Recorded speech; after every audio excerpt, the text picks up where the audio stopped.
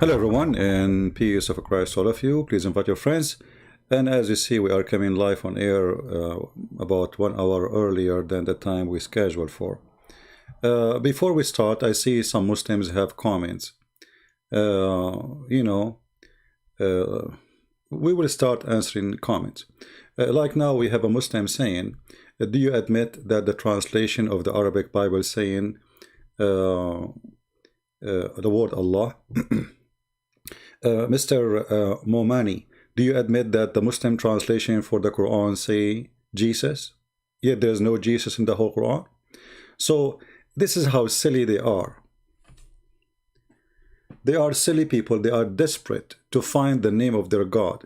You see, while we are denying that their God is not our God, they are desperate to say that their God is the same God. Do you know what does that mean?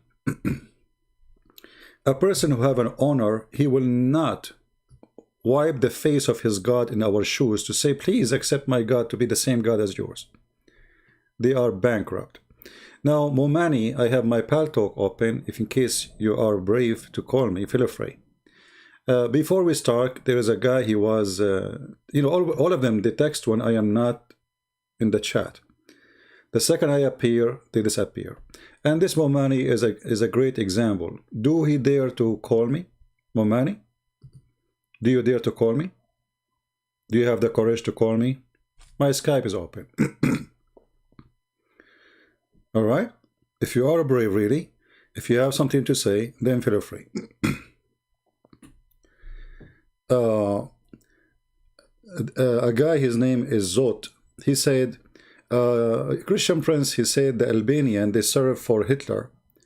Not only the Albanian, Bosnian, Muslims in general, they served for Hitler and they joined his forces and they were #1 in the front line to capture and kill the Jews. And you can go right now and search. And this is the Grand Mufti of Jerusalem. He met with Hitler and he was a high rank. He'd been given even a rank in the Nazi army. So those ignorant who say things, your ignorance speak. Then he said, Christian Prince, he said there's more than 3 billion Christians in the world. And then he say, according to reference says there is 2.3 or etc. billion in 2015. Well, you see, first of all, the numbers you see, as an example, if we go, this is the man with Hitler, What is the donkey? He said to me, where do you get this information from? Yeah. So when you see somebody making a statement and you collect those statements from websites, as an example here, it says that the Christians in China in 2015, there were 70 million. Where did he get this number from? How you can get the numbers of a Christian in China in a country persecute Christians? How you can know how many Christians in Pakistan? How you can know really exactly the number of Christians in Indonesia? How you can know, all countries where the Christians are discriminated, there's nobody knows how many there are. Same time, when they calculate the numbers, they calculate all Muslim countries as Muslims. As an example, me, myself, I'm counted as a Muslim. If you ask when they say to you, okay, let us see the ethnic who they are exist in USA. Now, if you mention that you're Middle Eastern, then you will be counted as a Muslim, because all Middle Eastern are Muslims in the count. But in fact, that's not true. The biggest population of Middle Eastern in USA are Christians, because they were migrating from long time because of discrimination. So the numbers you talk about, they are really false. Same time, China is going to be the biggest giant, a Christian nation in the world. In less than 30 years, we will have more Christian than atheist. More Christians than Christian in China, more than Christians in America. So the numbers that people talk about, nothing of it is accurate. This is just assumption. They collect information from here and there, and all those numbers are not. How in the world you calculate that USA Christians are 248 million? Where do you get this number from? I challenge anyone to tell me how you get this number from. Because there is nowhere in USA it asks you, nobody asks you what is your religion. No government, nobody. You know? Even if you want, you don't need to answer if you are a male or female. So all those numbers are really not real. Same time, they assume that Islamic countries are Islamic countries, when the Islamic countries, most of them are not Islamic at all. Anyway, we don't want to waste our time. Another thing he said about Albanian, they are not Muslims. I said that the Muslims in Albania, they are not Albanian. You see, Syrian in Syria are not the Muslims. Palestinian in Palestine are not the Muslims. Egyptian in Egypt are not the Muslims. The Muslims were occupation. They occupy the same as the Turkish. The Turkish, they occupied this land, but this is not Turkey. So if you are a fool, you do not know history, go read it. Now we go and see. Christian attention just blocked me on my main ACC. What is that? Momani, nobody blocked you. You are an idiot. At least not me. Secondly, Momani, as long you are saying attention, attention, they block me. Why you don't call me, you coward? In the front of everybody. This guy, I'm going to block him because he's a kid. Why we do exist? Momani, you are screaming like a woman, she did mut'a according to Islam, and you are complaining you are not getting paid, yet nobody used your service yet. So what about you call me and let us see if you can do any service? Do you dare? Do you dare? My Pal Talk is open, and by the way, I went live on air early because my throat is hurting, so I'm not going to stay long. That's why I decided to go early, because I'm not going to stay long. You expose my corrupt Bible. That's wonderful. First of all, just to show you how Muslims are dummies. When I say dummies, I mean it. Isn't it your Quran says that this is the Bible of Allah? So when you say the corrupt Bible, you are talking about the corrupt Bible of Allah. That is additional proof that Islam cannot be from God, because if Allah is God, there is no way anyone, any man, no man in this earth, anywhere, can corrupt the word of God. So when the Muslims, they are desperate trying to prove to us that the book of Allah is corrupt, because remember, the Muslims, they have a fantasy, it's called Allah, and they claim Mr. Fantasy Allah is the one who sent Injil. The gospel was sent by Allah. The Torah was sent by Allah. But then you will find a Muslim dummy saying to you that the book of Allah is corrupted. So what he is saying to us, that the word of Allah is corrupted. And that again, additional proof that Muslims, not only they make fun of their God, but they knew that their God is limited. He is a susu. Anyone can give him a finger, anyone can corrupt him. When you say, I prove your book is corrupted, you are stupid, because I have no book. This is a book of God. I cannot find a Muslim, he have a high IQ. You are attacking your God, because you Muslims, you stole everything. Muhammad is a thief. He claimed that the Bible is from Allah. So then how you say, secondly, can you show me where your prophet, he says the Bible is corrupted? Never. Never. Not even once. Actually, the Quran says over and over and over that he, Muhammad, he agree, he believe in what with them between their hands.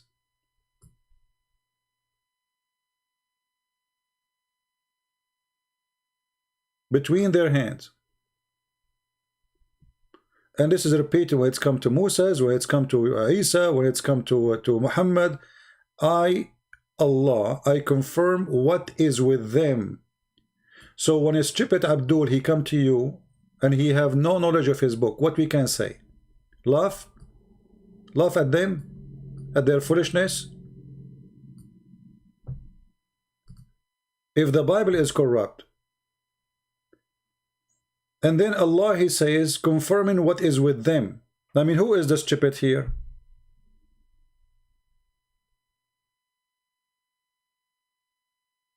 You stupid idiot. All people write the scriptures in their hand, including you Muslims. You see how stupid you are? Secondly, he is saying confirm what is with them. What is with them? Whatever it is. Who the Christians? Who the Jews? So, okay, that's mean it's there. It's not corrupted. If you confirm one copy, it's mean it is not corrupted. So how you for you say it's corrupted?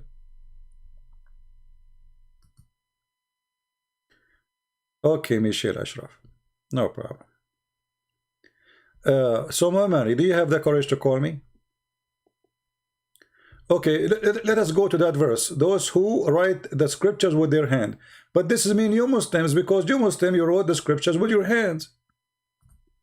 Same time, you idiot. They write with their hand or they write it with their ass. What difference is going to make is your prophet says, I believe in it.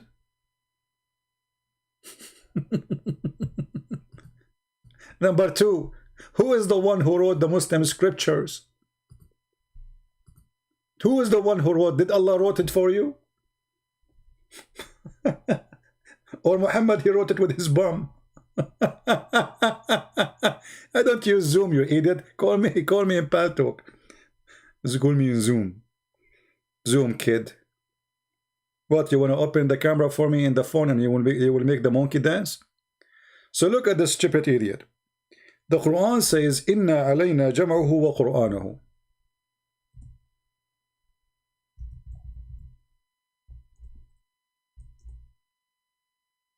Jam'uhu wa Qur'anahu.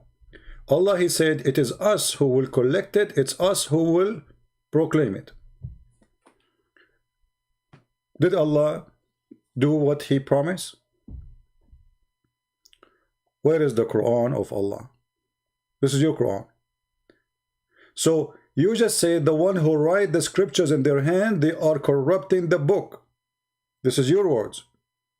But you Muslims are the one who wrote it by your hands. According to the Quran, God, he gave Moses the tablet which is written by the hand of God. Now where is the Quran which according to Muhammad, he, Allah, will write it? Do you see the verse?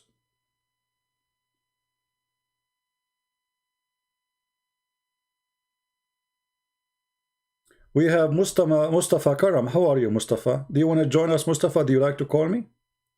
Who is a Muslim? He feel like strong for today. He ate some good food and he like to call us.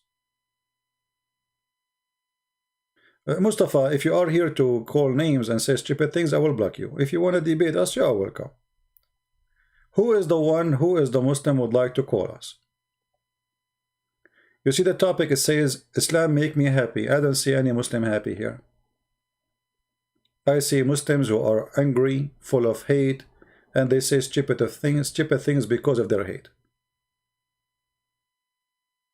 I will make you Muslims happy for a second. You know, I will try to fight your, your stress.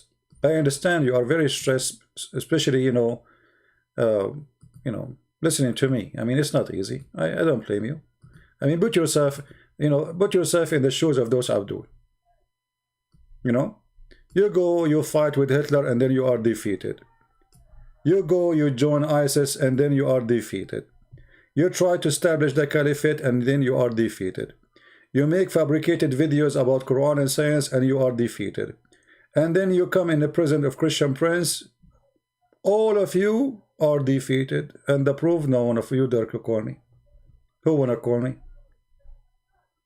May Hitler plus you. So if we go in the hadith, just to make you feel better, because you are a Muslim, you are angry all the time, just for comedy. Let me show you how Islam will make you happy. For me, it make me happy, to be honest with you, most of the time when I read the stories of Muhammad. Look what Muhammad, he said in this hadith. The messenger of Allah, Sulaiman, Sayyid Sulaiman means Solomon, the Jewish Solomon. Muhammad, he attached himself to the bum of every Jew. He cannot live without the Jews. He is the puppy of the Jews. So He went out to pray for rain, and he saw an ant lying on its back, raising its legs to the sky, saying, "O Allah, O Allah, we are a creature among your creatures.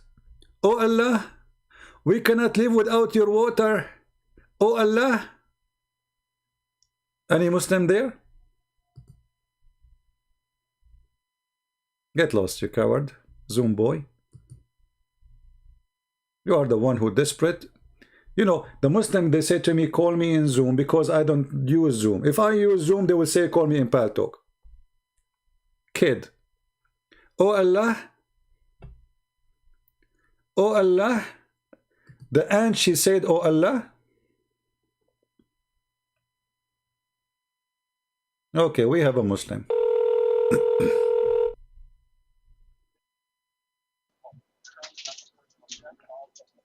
Hello? So, Yes, my friend, go ahead. You are live on air. why you disrespect Quran? I'm not disrespecting the Quran. The Quran disrespect itself. I understand, but I respect you. I respect your faith, but No, you don't respect my face. You call me najis, you call me dirty, you call me donkey in the Quran, all names in the Quran. Isn't it the Quran says non-Muslims are dirty? Don't you call it? I've never read that. Don't I you? never read that. Oh, what do you mean you never read that? Aren't you a Muslim? Yes. Okay, can you mute But YouTube, I please? have not Because we hear ourselves twice. Can you mute YouTube? Yes, sir. Yes, sir. All right.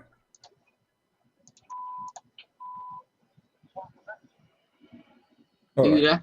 Okay, no problem. So now, so you are saying you never heard that. Why? You don't read the Quran? No. No. My Iman tells me what to believe, but I don't read Quran much. The Imam, he told you not to read Quran? No, but I do not read Quran. I just listen to Iman. And the Imam never told you the word kuffar? No. You never heard of the word kuffar before? No. Are you sure you are a Muslim? Yes. I never heard of a Muslim, he never heard the word kuffar. I have never heard that. How old are you, my friend? I'd like. I am 17. You are what, 13? 17. 17. Well, you know, I Yes, mean, sir. 17, you did not hear about this word. I mean, you are young, yes, but I mean, there is no way you did not hear it. Okay. So anyway, my friend, what do you wanna say to me? As long you are 17, I'm not going to be tough on you. What do you like to say to us? Right. So, I noticed your live stream. You debate Muslim all the time, and I was just wondering, like, you do on the Bible. You talk about the Bible a lot too, like converting them not just out of Islam but to Christianity. So my question to you is, why do you not accept Muhammad as a prophet if you accept Jesus Well, it's and very simple. I Moses? mean, your prophet was a child molester. What do you think about a man he have sex with a child? No, What do you mean now? no, he's not. He's not child molester. Not true. Didn't he have a wife? She was 6 years old. No, she was not 6. What is that? Scholars were saying that she was 19. The scholar, they say it was 19. Who is the scholar? You do the research, brother. Well, I did search. I did search. This is the wife. The wife herself, she said she was 6. If the wife herself, she said she was 6, who is the scholar? Scholar, they never been there, and there is no scholar say that. Huh? She hallucinating. Oh, okay. Well, let your dad call me, my friend. We don't want to have kids. Do we have any Muslim?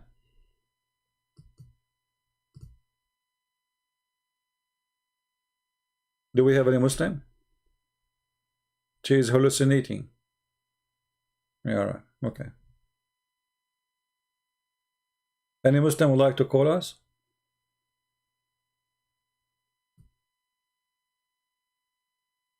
I mean, from all the Muslims, we got nothing but someone who is 17 years old kid to call us. Where is the brave man with the big mustache?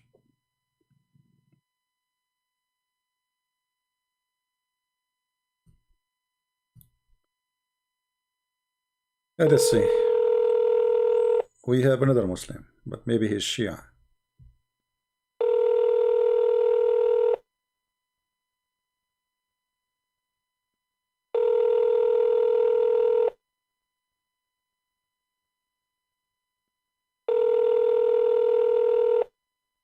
Okay, he's not answering.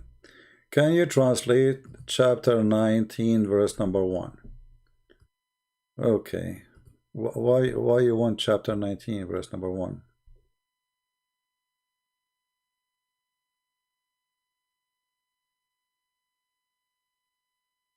What do you mean translated? There's no translation.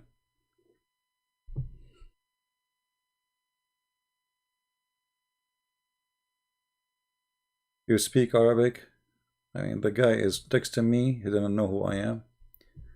Do we have any Muslim would like to call us? This is ka ha ya and sad. It's one word, but it's letter in the same time. This is not a word you can translate, for simply it's not a word. They are letters which is presenting that Jesus is my God. If you have my book, you can read that. But if you ask the Muslim what that means, they will say Allah knows best. This is why this exists in the chapter of Maryam, the mother of Jesus. Ka or kaf, kaf, like the letters in Arabic, when we read them alone, we read them in a certain way, like a word, like kaf, but the letter is ka. Ha, it is ha, h. Ya, it is ya. Ain, it is a. So you see, like when we read the letter alone, we read it as a word.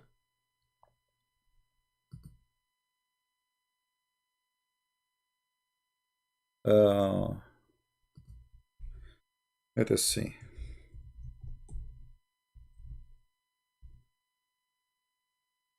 Maybe today we can get lucky.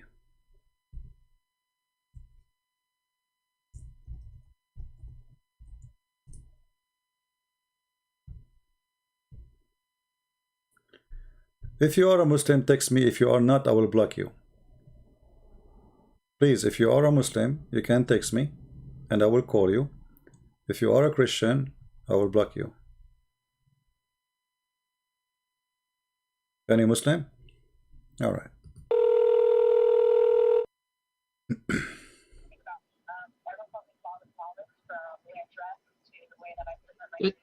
Hello. Alhamdulillah. Same kid.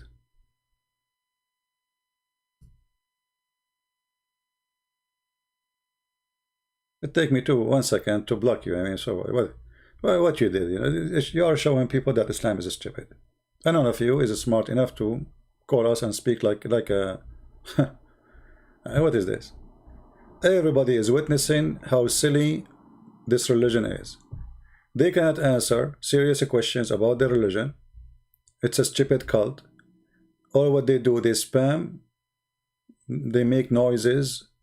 Once he called me, he fart. The other one, he called me saying Allahu Akbar. The other one, he called me saying the F word. I mean, what's wrong with this religion? We cannot find one Muslim he is mature. It's impossible, because you cannot be mature and you join Islam. Islam is not for mature people. A mature person, he will not believe for a second that there is a God. If you believe in him, he will give him endless private part. No way, you cannot be mature. A mature person will not believe that there is a prophet. He came out and he found an ant laying down in her back wearing bikini and her legs is up, and she was praying to Allah, saying to him, "Oh Allah, give me water." You cannot be a mature person. Simply you cannot. It's impossible to be a mature person and you believe in this cult. Prove me wrong.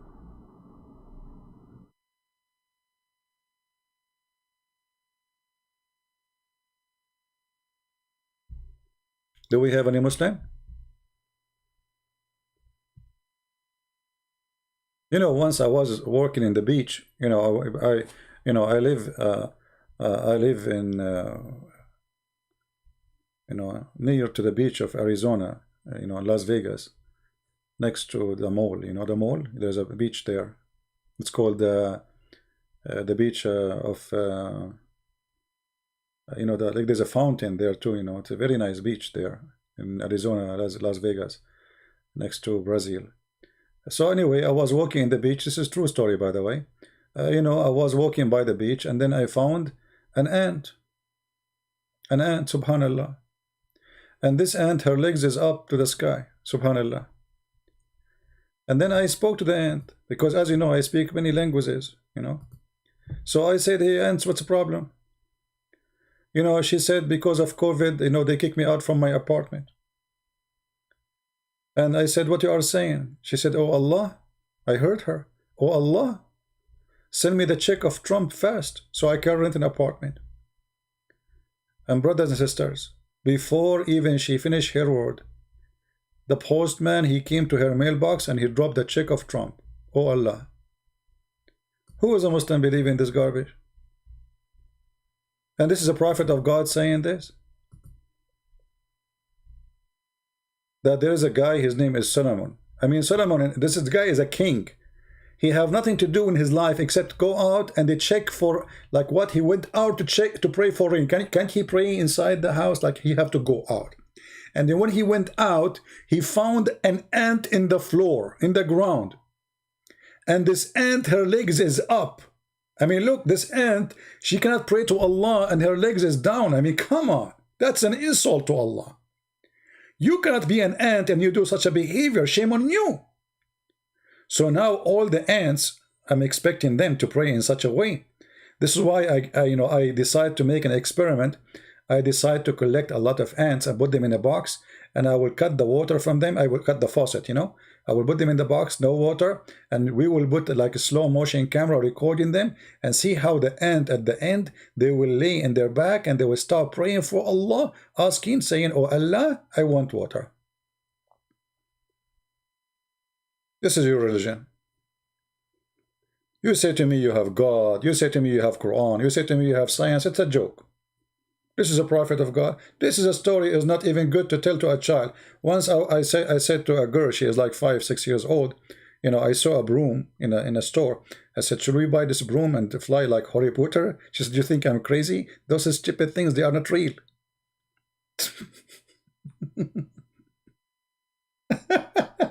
Honestly, she said to me, you think I'm crazy? Those are stupid things. Those are not real. Don't believe them. The prophet, he flying on top of a donkey. You know, and as usual, there is no witnesses. There is nobody there. Any Muhammadan? Yeah, those Muslim kids, they keep texting me, the same kids. The same kids. We cannot find a Muslim, just to show you. Just for a laugh, you know, I will call them for a laugh. No. See, I know, stupid, you do not know, I can see his details. Stupid idiot. Do we have any real Muslim?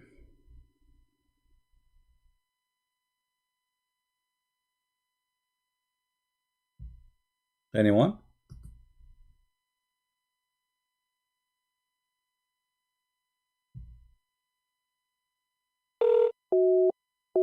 Ah, this guy is busy. I think he received inspiration from Allah. So anyway, you know, those things happen to us. We Middle Eastern, we witness a lot of things, to be honest with you, you know. You know, this is a true story, by the way. Once I was walking in the beach and there was 7 ants. You know, 7, they have to be 7. We cannot make it 6, you know, because all prophets of God, they stuck with number 7. So, I know, anyway, I saw 7 ants, and there is one of them, she was topless. And the second I saw her that she is topless, I know that this is the male, because only male is topless. Come on, think about it, you know, just think about it for a second. I mean, 7 ants in the beach, only one of them is topless. Obviously, the rest are females, and he is the only one male because he's topless. I mean, no, because ants are Muslims. There's no way a female Muslim ant, she was going to go topless. Impossible, brother. We are very conservative.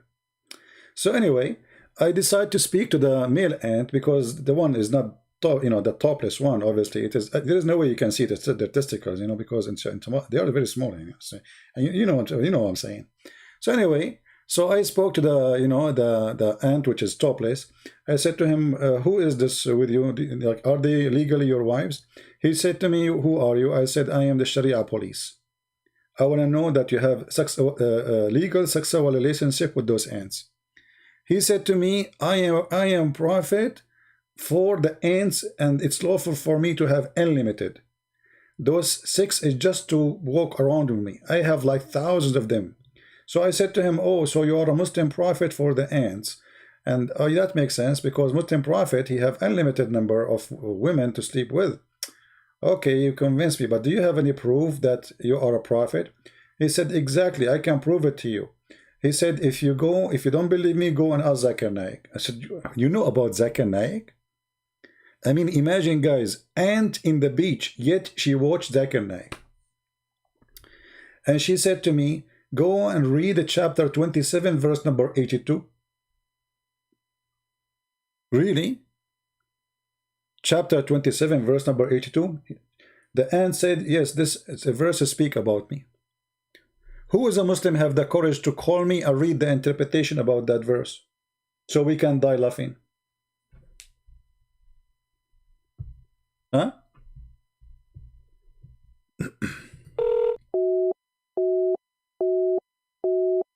This guy, he said to me, call me, and then he's busy.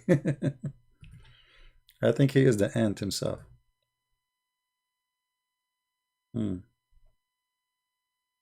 We have another Abdul, maybe the same kid.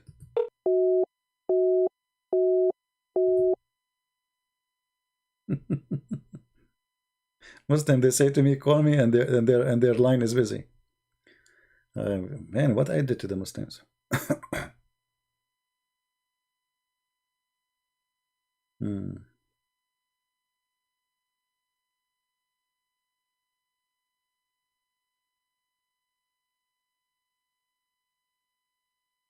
Any Abdul?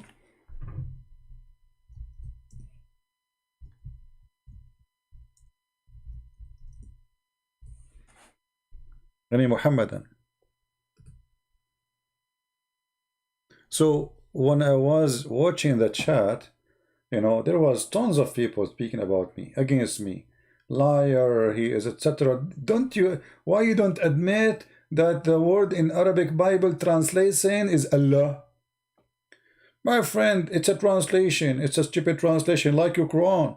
The word for Jesus there is not exist in the Quran. In the true Quran, there's no Jesus. So the question is the word Allah exist in the true Bible, not a translation? A translator, he can call him Buddha if you want. But this is something we don't accept. But how you yourself accept to call Jesus Jesus when Allah he call him Isa? What you will say to me? Oh, I don't accept the translation. The second you accept Jesus, we refuse Allah.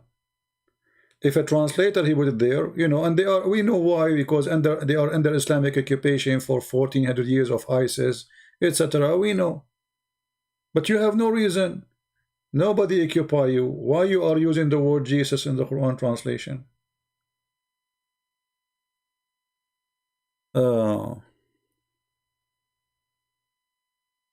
Same time, our problem with Islam, my friend, is not the name. Let us say you change your name, the name of your God, and you call him, Adil Imam. Peace upon him. Change his name. Who cares about the name? Or let us say you call him Peter, or you call him John, or you call him even Jesus. Still, your God is a false God. He does not exist. The name is not the problem. I mean, don't you see the stories? An ant sleeping in her back. This is your prophet.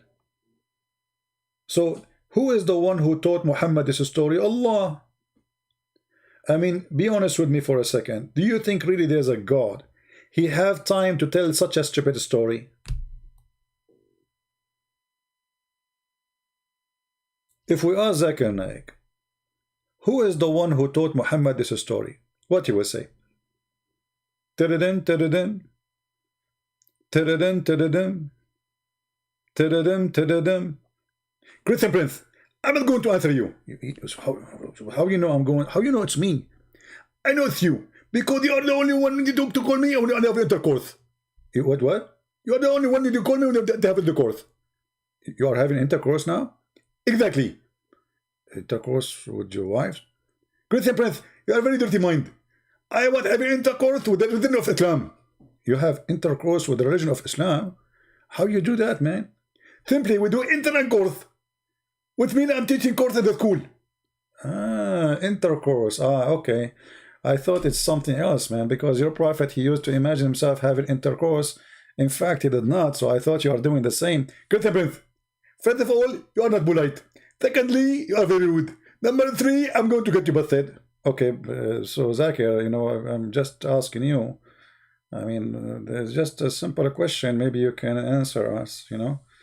What do you think about this story? Who is the one who told this story to your prophet about the ant sleeping in her back and praying to Allah? I mean, what happened exactly? Christian Prince, Allah informed the prophet. He told him all the stories. Zakir Naik, I have a question. I want to know why you squeeze yourself when you want to say something. Like, is your mouth is something? I mean, this is squeezing. It sounds like it's there is struggle. You know, you are trying to push it out. Exactly, and this is why I'm going to get you busted. First of all, Allah, he told the story to Prophet Muhammad, and he told only executively. What? Executively. What? He told him only the story executively. So you are saying that Allah, he told the story only to Prophet Muhammad. Exactly. This is why you see Prophet Isa did not know the story. Every prophet did not know the story. Nobody knows the story except Prophet Muhammad, because Allah told him the story exclusively. But I mean, why Allah he saved this story to Prophet Muhammad? Because it's a big story and have a deep meaning, spiritual meaning, that all animals are created to pray for Allah. And Allah, he told Muhammad this story because it's very deep. That's a very deep, man. I mean, we have to admit, you are right. So Allah, he told Muhammad this story. How come we don't have it in the Quran? Christian Prince, not everything Allah, he said in the Quran. Huh? Not everything Allah, he said in the Quran. Are you serious? Exactly. So Allah, he said this, and it's not in the Quran. So how you say the Quran is preserved? Isn't it the Quran is the word of Allah? Exactly. But you just said that the one who said this is Allah. So how come it's not?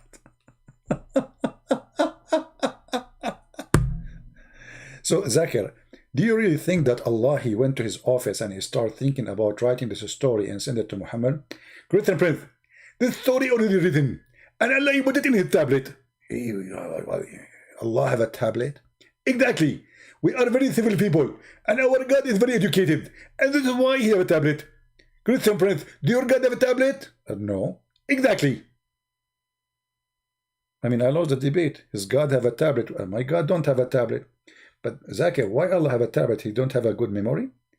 Christian Prince, Allah he wrote in tablet, so nobody will forget. But who care about they forget if he is not going to forget anyway? And if nobody can see it anyway. Isn't it your prophet, he said, Allah put the tablet between the two eyes of the angel so nobody can see it, even the angel himself? Exactly. So what the point of the tablet if he will not forget? Christian Prince, I told you that now I'm busy and I have intercourse. And because I have intercourse, I have to leave. Where are you going? I wanted to know why Allah have a tablet, but yet nobody can read it, and he himself, is he going to forget why he wrote a tablet for himself? Christian Prince, I told you I have intercourse, and I'm busy, and I'm going to leave. Thank you very much. Don't call me again. Yank up. This is God. This is religion. This is the proud Allah. This is a prophet. Ant laying down in her back, praying to Allah, asking for water. What about whiskey? Why she don't ask him for a cockroach so she can suck his juice? This is what ants do. Water. What is this? Do we have any Muhammadan?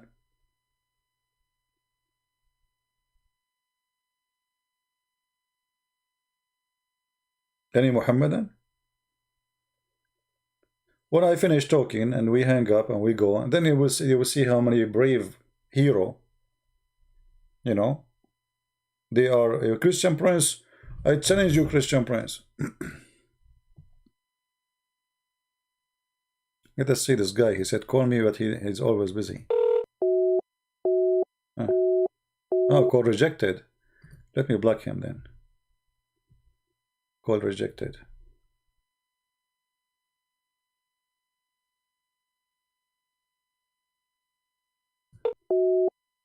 Okay. A joker. Let us block him. Who is a Muslim would like me to call him? If there's anyone,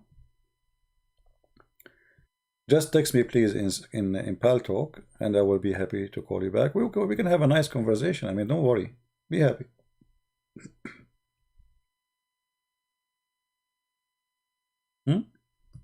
Anyone?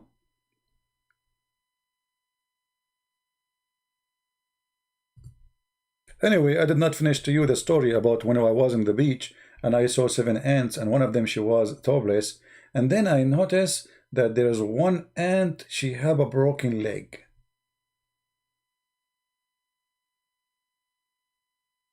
I don't know how I mean, the story have a lot of details. Guys, do you have time? Do you have time to listen to the story? The one with the there's a guy, guys.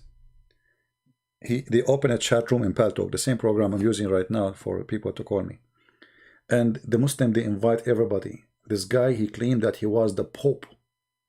He was the Pope of the Catholic, and he is Egyptian. So, brother, this guy, he told them, I was the Pope, and I converted to Islam.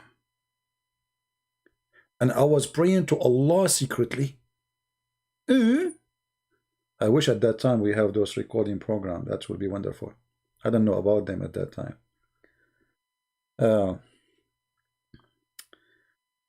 And the Muslims saying Allahu Akbar, Allahu Akbar. The room is boiling, man. Chat room is full of people. And then they said, and then once they opened the door on me, and I was praying to Allah. And that's it. They discovered that I became a Muslim. So they jailed me, and they put me in a private room. And every day they take me out and they order 7 lions to turn their back to me, and they beat me with their tail. And the Muslim in the chat, brother, may Allah bless you, brother, for the pain you suffer for Allah, brother. May Allah, may Allah give you good deeds for this, for your patient, brother. Those filthy Christians, they did that to you, brother. May Allah kill them, brother. And and the admin keeps saying, guys, don't forget at the link there, the donation, please, brother. The donation, brother. And then, brother, they jail me and they put me in the private room and they lock it in many locks, like 7 locks. And then, brother, I open the toilet seat and I went in the sewage and I came out in Egypt. If from Rome to Egypt, all of it, the trip in the sewage, you must be a rat. And none of those Muslims, they say to him, come on, man, this is too much. I mean, come on, your lie is so big. A pope, an Egyptian pope for the Catholic of Rome, which never happened. A pope, and he speak Arabic, and he don't speak any other languages, and they beat him. And not only that, he said there was 7 lions, and that's why I remember actually the ant, and an ant, her legs is broken.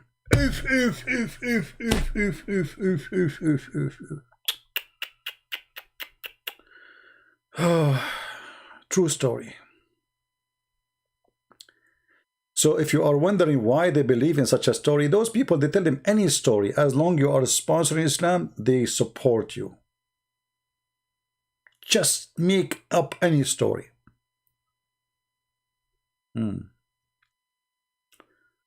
Yeah. I mean, it's very easy. I mean, you break the toilet seat, you go inside in the sewage, you come from the other side in Egypt. I mean, yes, there's a sea between them. Yes, there's thousands of miles, but who care, man? And there's no sewage connected. Who care? Allah will connect it. Allah will ease the trip. It's very easy. It happens all the time. All the time. You know, when I remember this old time. Do you remember the guy who used to be Muslim? What his name? The blonde guy. I forgot his name. He left Islam, you know. At that time, he was a fool and he made things up.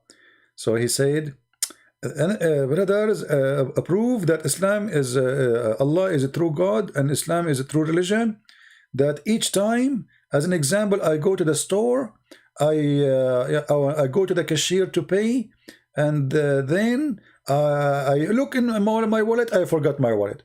And then Allah, He put the exact amount of money in my pocket. Yeah, Ishmael. Yeah, Ishmael. I mean, you know, I don't know. Like this guy now, he's smart. You know, he left Islam, he exposed Islam too. But at that time, when I heard this guy, I could not believe how stupid a human being can go. Honestly. As an example, if I need to pay $7.11, I will find in my pocket $7.11 each time. It happened all the time.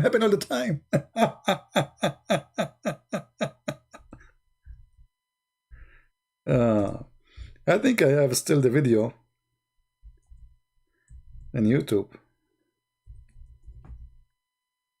Let us see if we can find it. I mean, I don't know. The second when you are a Muslim, you are hilarious.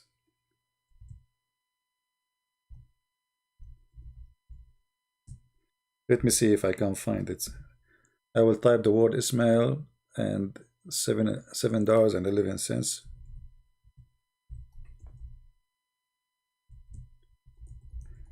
Maybe we can find it. You know, always I look back on time, and then, I mean, it's really amazing how people they say those things when they are Muslims. I mean, what happened to this guy? This guy is not really. I mean, how you go out of your mind and you say such a stupid things like this? Yeah, I don't know if I can find it. I mean, it's impossible to find a video of mine.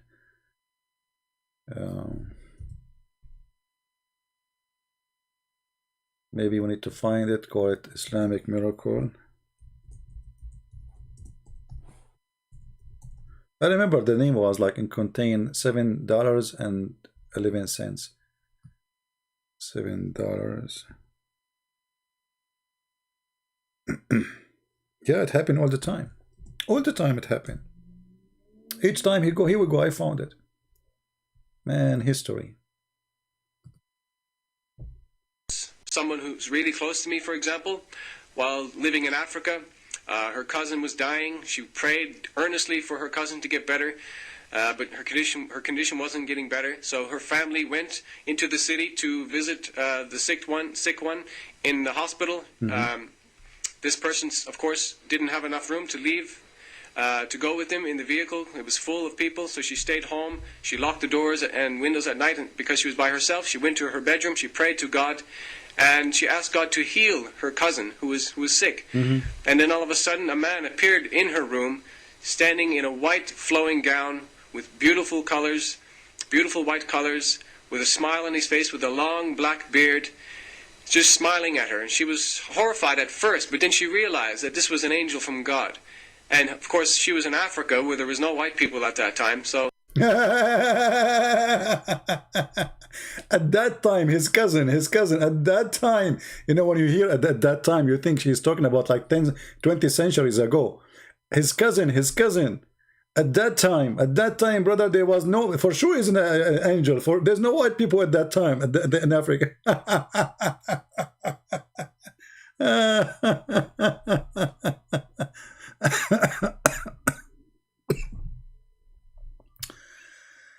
Oh boy. Yeah, I found the video. And then he says, I don't want to play my voice making comment about these stupid things. Because they get... Let us see. And they live... I'm trying just to find where he says the $7. And this... Come on. He cannot sleep. I'm just forwarding the video. maybe. And then, so I just pray a little prayer to God. Checkout line, that pocket money, change, bank card with me. What this guy is trying to say to us about more miracles. Let us see. and I don't have enough. I forget, for example, to take my bank card with me, and I've only got some like small money, pocket money, change, and a few bills in my pocket. I go to the supermarket, and then I realize when I'm in the checkout line that I forgot my bank card or my credit card, whatever it may be. And then, so I just pray a little prayer to God, please let me have enough money for all of these groceries, Lord, Allah. And then all of a sudden, it happens to me that I have the exact amount of change in my pocket. The exact amount of change. You go to the Walmart and you don't have, you forgot your wallet, you forgot your credit card, and then you don't have money. So you pray to Allah. And then Allah, He will put in your pocket the exact amount of the money. I mean, who need to go to work? Who need to go to work? I mean, Muslims should not be dying from hunger in Somalia. Just say Allah, and the exact amount of money you need, Allah will send to you. Card, or my credit card, whatever it may be. And then, so I just pray a little prayer to God, please let me have enough money for all of these groceries, Lord, Allah. And then all of a sudden, it happens to me that I have the exact amount of change in my pocket as I need to have to buy the groceries. It happens to me all the time. Say, for example, it's $7.11. That's exactly the money I have in my pocket when I pray. As an example, $7.11. This is why I was able to find it, actually, because I remember I made the video with such a title. And this is the video, if you like to save it. This is an old video, you know. Very old video. Now this guy, he left Islam, actually. You know, look what happened. This guy, he went, I think, to Saudi Arabia, and he learned Arabic very well. And he came and he started getting Islam busted. They did fool him almost for 10 years, I think. You know?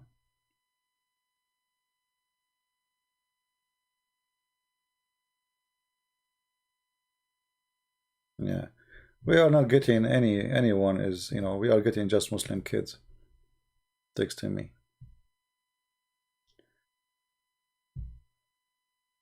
Truth about Islam. Check your Paltalk. What I check my Paltalk? I have nothing in Paltalk. Truth about Islam. I don't know what they mean.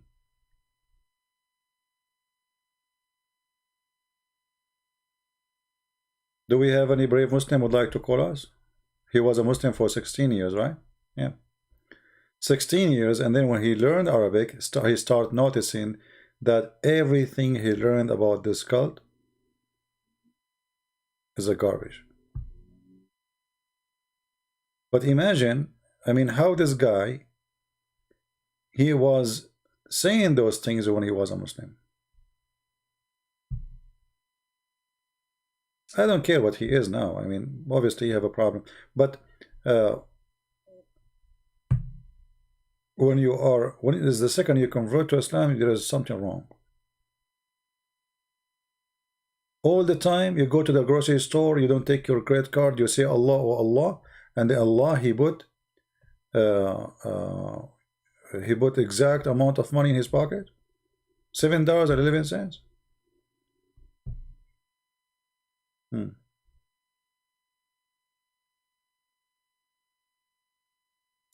Did you read how Krishna came? No, Mustafa, I did not. Do you want to call me and tell me? Mustafa Karam? You know, the Muslims, the Muslims, they wrote books. They say that Jesus' story is the same as a Krishna. You stupid idiot. Krishna have seven brothers. You're an idiot. And his mother, she is not a virgin. Muslims are idiots. They don't know their religion. They fabricate stories and they are copy-paste. If you go right now and search, just search for 2 seconds, in Prophet Google, peace upon him, you will see how stupid your story is. Same time, you idiot. If you are saying that Mary, she was virgin, the same as a story of Krishna, which is not. That's mean Muhammad himself is a fraud. Because isn't your Quran saying that this is true? Stupid people, you know, they have no brain. Their hate is controlling them. They don't even think for a second. They are insulting even their prophet when they make their claims. Do we have any Abdul? Anyone?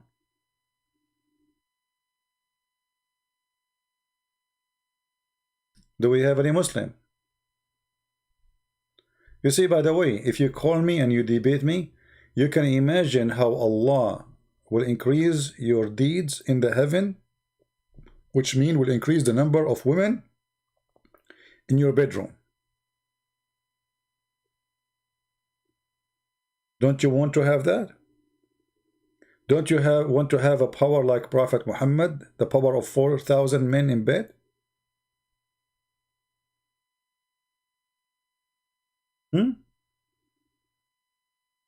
By the way, Muslims, why Allah did not teach Muhammad the language of the ants?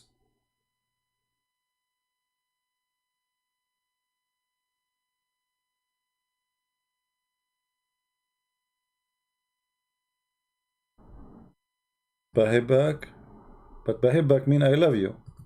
Why somebody is a Muslim call himself Bahibak? Let us see.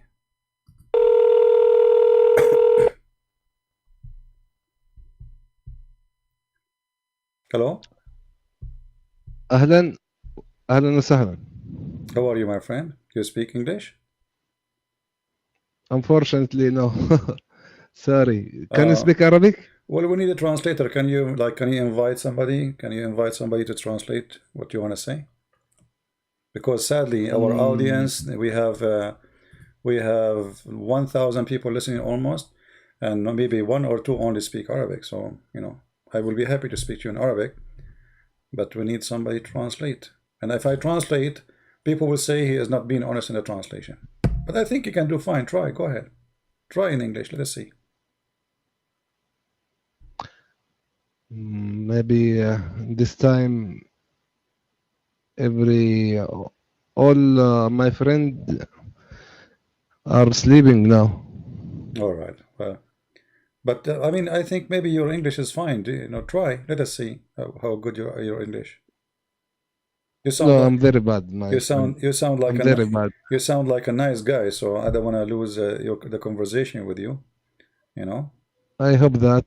Thank you. But when I speak by English language in religion, I need special words. Well, you know, And if you cannot find the word, I will help you. You know, we will help you. Why Muhammad is a prophet? What's your name first, if you don't mind? Baha. Baha. Oh, okay, I got your name wrong. So, all right. So, you mean Baha, right? Yeah. Okay, Yeah. Baha. All right. Baha'uddin? No, just Baha. Baha. Okay. So, Mr. Baha, why Muhammad is a prophet? I can't speak English. Sorry. Okay. I can't. Tell me in Arabic why Muhammad is a prophet. I will translate to the people if you allow me. Do you speak Arabic? Yeah, a little. طيب أول شيء عرفني من نفسك أنت فين وهتكلم مين أنت يعني في أي موضوع؟ اسمي كريستيان برنس وأنا معاك الحين بالبالتوك واليوتيوب والتوبيك الإسلام. تفضل. أنت في غرفة مسيحية بلتوكية؟ لا نحن الآن في اليوتيوب مباشر على الهواء. He's asking me, guys, what's your name, you know, what do you do, where are we now, etc. So I'm informing him that we are speaking to him in Paltalk, but we are live in YouTube. So لماذا محمد هو رسول? Why Muhammad? Why you think Muhammad is a prophet? Go ahead. والله في البداية أنا أقول إنه الله عز وجل سبحانه وتعالى يصطفي من عباده من يختارهم هم. Okay. يصطفي الأخيار والذي هم يعلموه الحق. فاصطفائه لا يسأل عما يفعل وهم يسألون.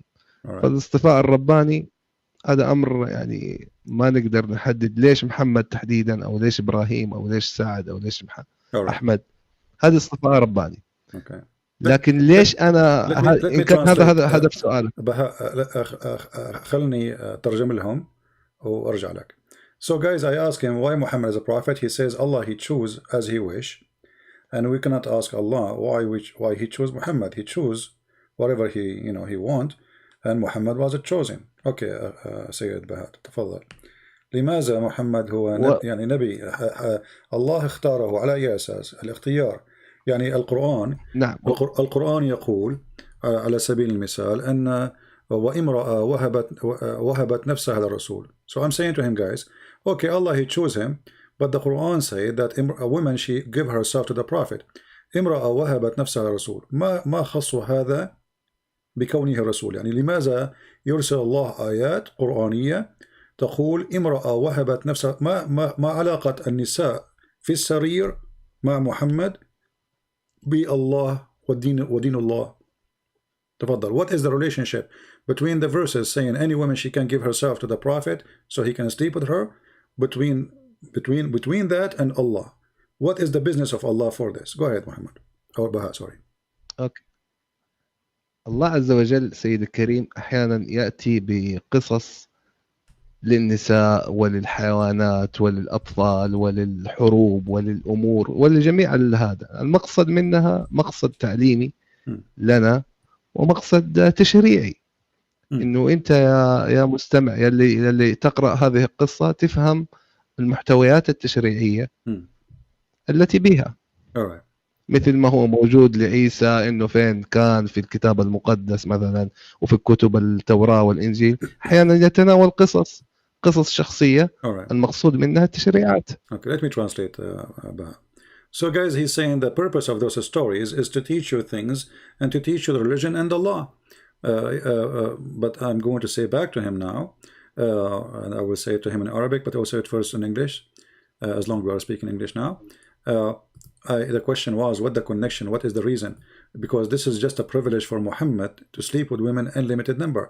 يا بها الآية تقول وامرأة وهبت نفسها للرسول. ما الهدف التعليمي بأن تأتي امرأة أو نساء ويذهبون إلى رسول محمد؟ ما هو الهدف التعليمي التشريعي؟ وهي خاصة بمحمد فقط. محمد ليس بأعزب، محمد متزوج بالعديد من النساء، فلماذا يقول الله وامرأة وهبت نفسها للرسول؟ ما علاقة الله بالجنس بين محمد والنساء? So what the connection between Allah and the sexual relationship of Muhammad? Muhammad, he's a man, Allah is a God. Why the God? He say any woman she can sleep with the Prophet. What is the purpose? Go ahead, Baha. تفضل. المسألة سيد الكريم، المسألة جاءت سياقة تاريخية إنه فعل حصل. So it's not from Allah? Because he's saying this is just a historic thing. Something happened, but my friend, what historic thing? كيف يكون تاريخي وهو أمر من الله؟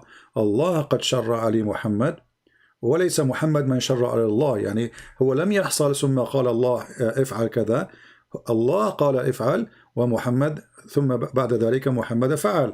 فكيف يكون تشريعيا من أجل بهدف الجنس؟ محمد متزوج لديه زوجات عديدات. So how this is Allah from God and the purpose of it is only Muhammad is sleeping with as many as he wish. Go ahead. والله أنا أحس إنه كده حوار ما حيستقيم، لأنه يعني أنا بتكلم جملة وأنت بتروح تترجمها بطريقة وما عارف حتى وجه الإشكال في الآية. الله بيذكر شكل تاريخي، بيذكر لك قصة إنه امرأة وهبت نفسها. فين الإشكالية في السرد؟ وهل يترتب على هذا الأمر إنه الله ما له شغل؟ أنت فاهم موضوع كيف؟ يعني ما أدري. Guys, he said to me, I'm translating as I wish. So if you speak English, translate. If you do not know, then bring me somebody to translate. You know, this is what Muslims they do always. They complain. Secondly, he says, okay, well, Allah, he is the one who make it for him, and about a woman, she offer herself. What the problem? This is history. My friend, it's not history. Any woman, she can offer herself the Prophet. This was a privilege to Muhammad. هذه كانت هدية من الله لمحمد خاصة بمحمد وليس بالمسلمين. أي امرأة تهب نفسها بدون مهر، بدون ولي، بدون أي شروط للرسول لكي ينكحها الرسول، وتقول لي يعني ما خاصة هذا بهذا؟ كيف يكون رسولا متفرغا للعبادة ونشر الدين ثم نأتي بآية وتأتي عائشة وتقول إني أرى ربك يسارع إلى هواك يا محمد. عائشة اكتشفت أن محمد يفبرك الآيات ويدعي بأن هذه آية من الله، ولهذا قالت عائشة إني أرى ربك يسارع إلى هواك يا محمد. I will translate what I said to the people. I said to him, what does this have to do with the history? Muhammad, he fabricated verses saying that any Muslim woman, she can give herself to the Prophet, and this is only a privilege for Muhammad. And then Aisha, she got Muhammad busted, and she said, well, I see that your God, he rushed into your desire, Muhammad, I mean your sexual desire. So what the business of Allah with this? I mean, Muhammad had many wives. Why he need more? And they are not even, you know, I mean, they are just offering himself. This is a shame. Why there's no men left in this earth? Go ahead. تفضل. أنا في البداية ودي إنك تكلمهم وتقول لهم هذه المعلومة، ترجم الكلام اللي أنا بقوله أرجوك. Go ahead. قول لهم إنه إحنا مصادر المصداقية التشريعية والمعلومات عن الله عز وجل والإسلام بشكل عام هي مصدرها أولا القرآن. ترجم الكلام هذا بعدين نكمل لك الباقي. He is saying that according to Islam, the first source for Muslims is the Quran. The first one is Quran. Go ahead. الشيء الثاني قصة عائشة هذه ليست في القرآن. تفضل. And secondly, قول أنا معك. Secondly, the story you said about Aisha, it's not in the Quran. So where it is? الأمر الثالث عندنا مصدر وحي أو مصدر إلهام، ما هو ليست مصدر وحي، مصدر إلهام نأخذ منه المعلومة ألا وهو الحديث الشريف. تفضل. The third source for information about Islam is the second source is hadith. But my friend, the one I gave you is hadith. عائشة ما قلت لك هو حديث موثوق. اوكي بس لسه اصبر حبه. وعندنا الاحاديث ينقسم الى قسمين. كمل. And we have the hadith, they are divided into two sections, which is not true. يعني من علمك الحديث قسمين بأي كتاب هذا؟ بتسألني ولا تختبرني؟ أنا أسألك بأي علم هذا تقول أن الحديث قسمين؟ بس خليني أخلص أنا اللي أبغى أقوله بعدين. طيب. خليني أخلص اللي أبغى أقوله عشان لا تكثر الأسئلة ويصير الحوار الجدلي. أوكي. المصدر الثاني هو السنة النبوية الشريفة. And the third source is the Sunnah of Muhammad, which means what Muhammad did and said. But isn't this is the same as in the Hadith? Anyway, continue. الشيء الأمر الخاصية في الحديث إنه عندنا أقوال منسوبة للرسول وأفعال منسوبة للرسول وللصحابة الكرام صحيحة وفي غير صحيحة. تفضل. And there is some hadith are true and some hadith are not true. My friend, don't waste my time. The hadith I'm mentioning to you is sahih. So you do not need to give me all this presentation. الصحيح الحديث الذي قلت لك لا هو صحيح. ايش عرفك انه صحيح؟ ايش عرفك انه صحيح؟ صحيح البخاري أليس بصحيح؟ ليس كله صحيح. صحيح مسلم أليس بصحيح؟ ليس كله صحيح. طيب أثبت. تفضل. Guys, I said to him, this is Sahih Bukhari. He said, not all Sahih Bukhari is Sahih. This is funny. Sahih Bukhari, not all of it Sahih. Now, do you see anywhere it says, هل رأيت يعني بأمانة يعني أنت رجل ونحترم فيك الرجولة يا سيد بهاء، هل بأمانة هل رأيت في أي مكان قال فيه المسلمين بأن هذا الحديث ضعيف؟ بأمانة. Did you see anywhere the Muslim they say that this story from Aisha is weak or not authentic? Be honest. Go ahead. لا wait انتظر. مو مشكلة إنه أنا لما أحاور إنسان ما يعرف علم الرجال وما يعرف هذا تظهر هذه المبهمات، لكن أنا أتفهم هذه المبهمات منك إذا كنت جاهل فيها أوعيك فيها، بس لا تأخذها بمبدأ جدلي. أوضح لك أول شيء إنه يا سيد بهاء أنا معي شهادة في الشريعة الإسلامية في القانون الإسلامي، أنت ماذا معك؟ ما هو يعني علم الرجال؟ أنت ماذا تعلم؟ تفضل. I said to him, I have a degree in the Islamic law. So what is your degree? Because he said to me, the problem we are talking to people who they are ignorant, do not know much about Islam. So, and the science of Islam. So I said to him, I have a degree in Islam. What do you have? So ما هو تعليمك يا سيد بقى؟ الحين ما أدري إحنا بنتكلم في مسألة تعليم ولا في مسألة دين حاليا. You are the one who said to me. You are the one who said to me. You are the one who said to me that I do not know, and you are going to teach me. And now I have a degree, you don't. So now I'm asking you, honestly, do you have any proof? Do you have any proof that this hadith in front of us is not true?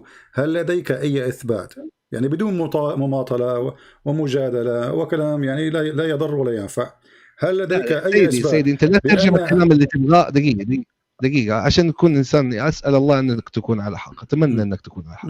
لا ترجم الكلام اللي تبغاه، والكلام اللي ما تبغاه ما تبغى لا ترجم. I translate قول الكلام اللي أنا أقول. And people are my witness. You can download the video and you can give it to your friends. I translate everything. He said to me, guys, please don't translate the one the word you like and the word you don't like. You don't translate. I translate everything you said. I'm asking you. أرجوك. I'm asking you. ترجم لهم الكلام اللي أقول لكم. I just did. Don't complain, my friend. Don't make me hang up on you. And then I say, okay, when you get somebody to translate, call me, because you are complaining. And what I can do. So, do you have a proof before you go? هل لديك إثبات بأن هذا الحديث الذي أنت ادعيت قبل هذا أنت لا تقطعني. قد ادعيت باطلا وبهتانا. قد ادعيت باطلا وبهتانا بأن هذا الحديث مفبرك. هل لديك إثبات؟ I'm saying to him. أنا أعتذر من الحوار. He apologized from talking. He want to leave because I asked him, do you have a proof that this hadith is not true? So now he is going to escape. Is that fair يا لا ما. هل هذا عدل يا سيد بهاء؟ أنت رجل والرجال قليل. أنا أسألك وأنت رجل. لا. لماذا تهرب؟ أنا أسألك. هارب. أنا أسألك هل أنت ادعيت بأن هذا الحديث غير صحيح؟ هل لديك إثبات؟ أنا هارب يا سيدي الكريم. أنا هل لديك إثبات؟ لماذا الهروب؟ طيب أثبت لنا وأهرب. أثبت ثم أهرب. أنا أثبت لما تديني الوقت وتديني، ما تجيني تسألني سؤال وفي نص السؤال تسألني بسؤال ثاني. كل الوقت أنت ما قاطعني وقلت أن هذا الحديث ليس صحيح. والله العظيم أسألك بالله تترجم الجملة هذه قبل النهاية. Guys, I'm saying to him, before you go, just give me a proof. You said you are the one who interrupted me, and you say this hadith is fabricated, is not true. And I showed لا.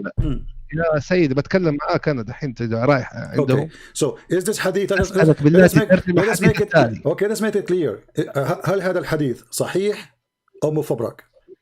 أسألك بالله إنك تترجم الكلام اللي أنا أقوله الآن. لماذا لا تريد؟ Guys, I'm keep asking him, is this hadith is true or not? He refused to answer. He don't want to answer no more. Before he said it's fabricated. Now he don't want to answer no more. Why? Because it's embarrassing. لماذا لا تجيب؟ يعني ما المشكلة؟ لماذا ما تعطيني وقت الإجابة؟ أنا تفضل. هل يعني ليس هناك يعني إما أن تقول أنه مفبرك وتثبت، أو تقول أنه صحيح، انتهى الموضوع. هل هو صحيح أو مفبرك؟ إذا قلت مفبرك أعطيك كل الوقت. If you say this is fabricated, I will give you all the time to prove it. If you say this is true, that's mean we agree both of us. There's no need, and you continue. Go ahead. هي المشكلة عندك إنك تبغى إجابة بإيوة أو لا بدون تفصيل في هذه المسألة. وإن حاولنا نفصل لا. أنا أريد إجابة ثم فصل. الإجابة ثم فصل. He's saying, guys, the problem that you want either yes or no without details. I said to him too, no.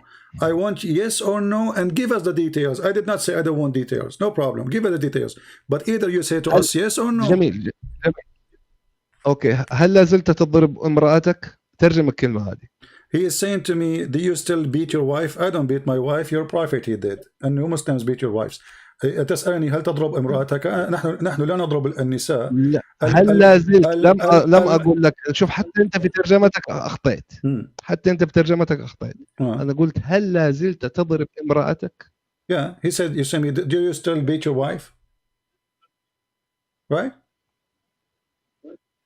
Okay. So why are you asking me this? What does this have to do with our topic?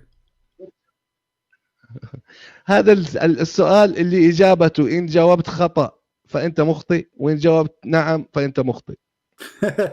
أولا أنا لست متزوج يعني فإن قلت نعم فقد كذبت، وإن قلت لا فقد كذبت أيضا، فأنا لست متزوج أصلا.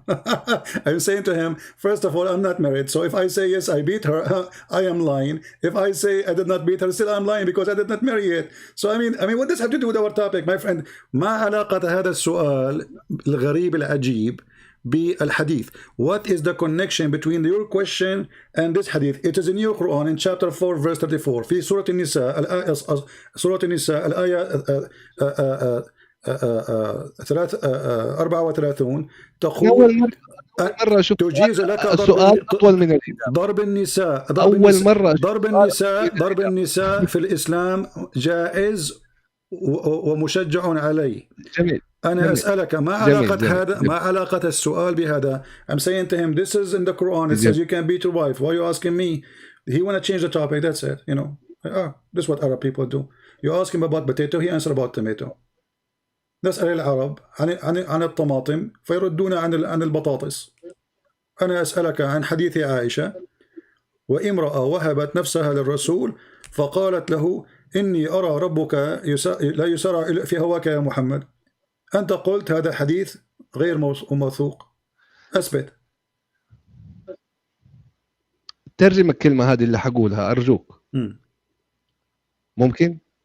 He's saying to me, guys, قول please أنا translate what I'm going to say. Go ahead. أول مرة أنا أشوف سؤال أطول من الإجابة. He's saying this is the first time he hear a question is longer than the answer. No, this is not the first time, my friend. Isn't it you're a prophet? He says that when they ask you, do you believe in Allah? You say, yes, I do. That's it. The question is longer and the question is shorter. So look like you do not know your Quran. Is it? ليس قد ذهب وولى حلق مع الريح. He ran away.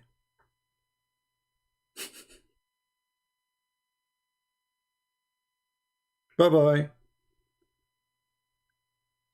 قد حلق عباس بن فرناس وذهب واختفى بين الناس وكان بعضهم في ثياب وكان البعض بدون لباس.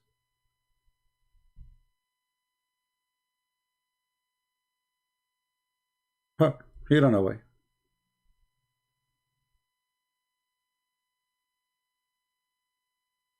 You see, I mean, they cannot, deal with it. I mean, Muhammad is a prophet of Allah. Okay, why he is a prophet of Allah? Allah chose him. We cannot ask Allah why. Okay, but what the connection between this and this?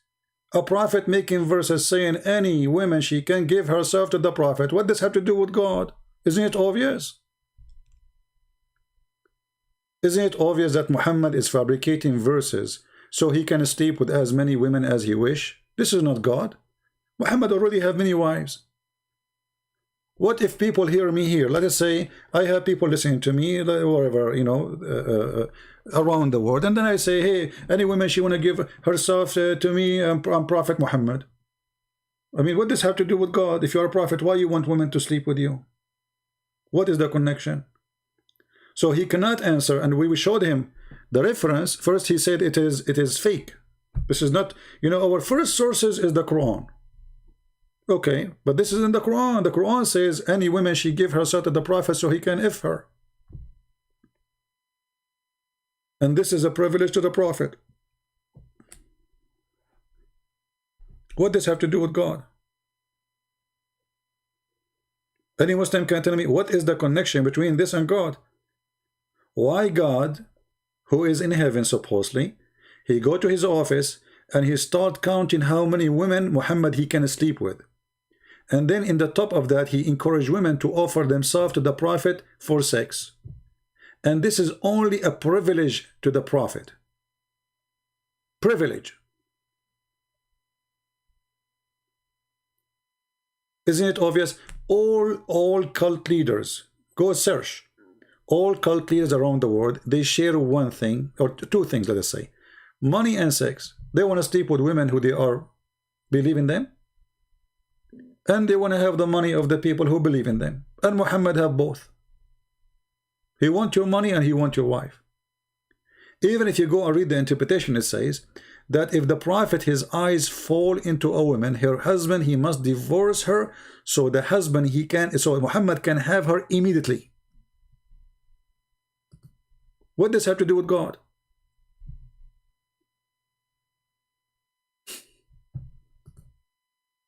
You know what I mean? What does this have to do with God? Who is a Muslim can tell me what is the connection? How this can serve Islam? How this can serve Allah?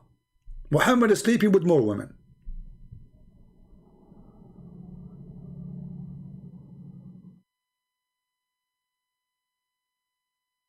Any Muhammadan? As you see, they speak Arabic, they don't speak Arabic, it doesn't matter. All of them, they run away.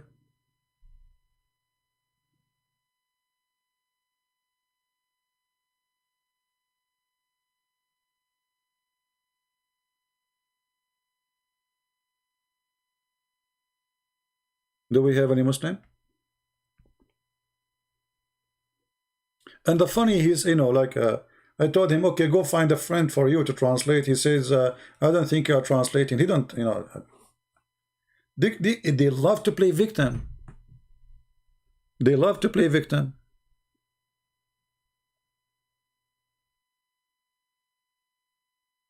I'm telling you, they love it.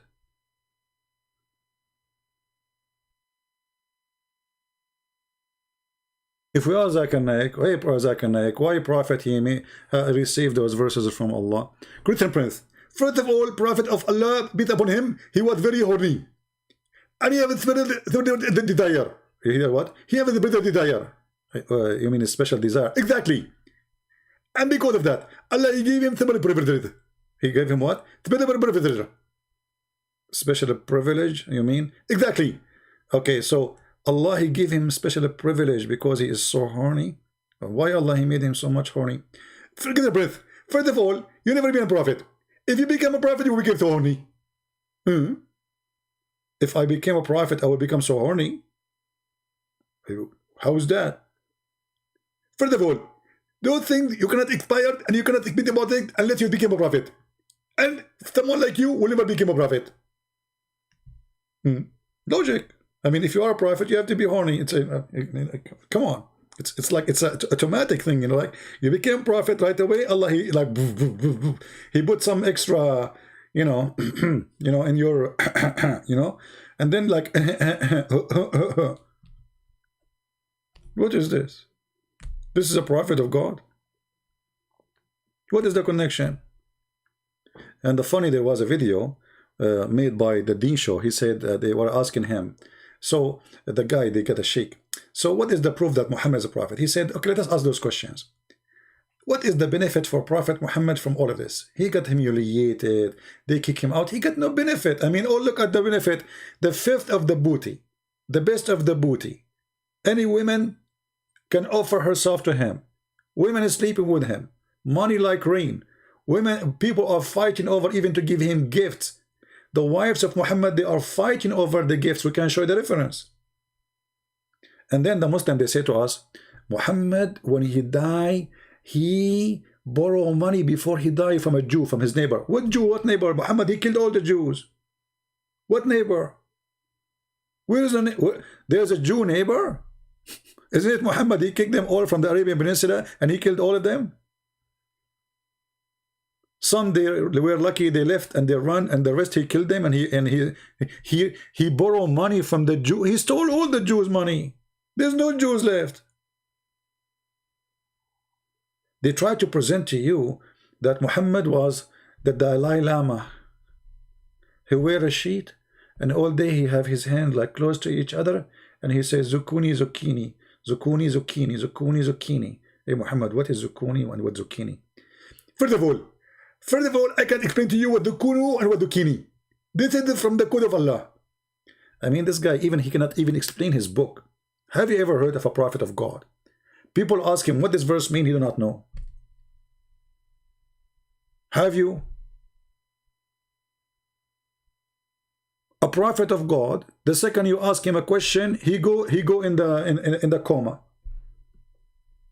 Bye-bye, I have to go. Like Muhammad, You know, and the Jews, they used to make fun of him, by the way. Like, you know, they ask him about Dhul Qarnayn, the man with the two horn. Have you ever heard of a guy, his name is the guy with the two horn? Why, he's a cow? I mean, give him a name at least. What's his name? Muhammad did not know what his name. So the Jews, they ask him about a prophet, his name, the man with the two horn. And the Jews, they are making fun of him. Muhammad, he was not sure what to say. So he said, okay, I will answer you. And then the inspiration of Allah came. Muhammad, he went, he started asking people, and then he got some information, and then he come to them with those verses in chapter 18. And he said to the Jews, okay, and they ask you about Dhul Qarnayn, the guy with the two horn. Say, I shall recite to you something of his story. Okay. Verily, we established for him in earth, and we gave him the means of everything. This is his story now. And then, so he followed the way. What? Where is we? Where he live? Who is he? This is the story, how to start. He followed away. It's like, you know, guys, somebody asked me about Trump 3,000 years from now.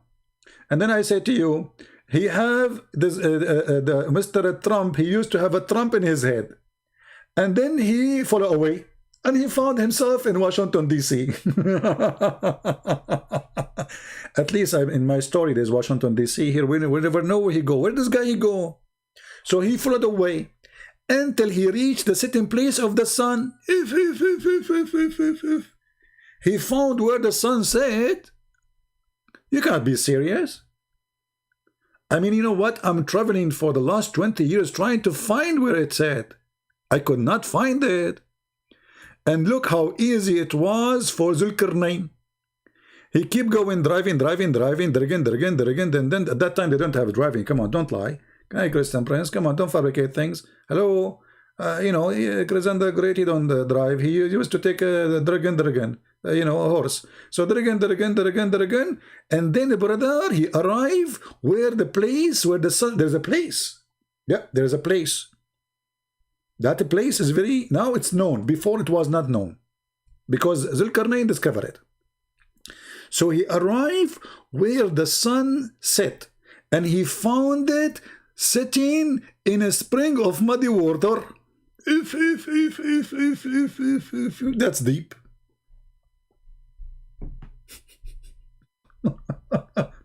And then the Muslim, they try to solve this problem. They say, brothers and sisters, here it's not Allah saying the sun set in a spring of muddy water. No, brother. Allah saying that Dhul Qarnayn, he thought it set in a muddy, where he thought, where anyone, do you say, it says Allah is talking, it's not even Dhul Qarnayn. Allah telling him what he found. He found it. It's a find. It's not he thought. But because now it's very embarrassing, so we have to come with all excuses, otherwise the Quran, all of it is a joke. Do we have any Muslim want to say anything?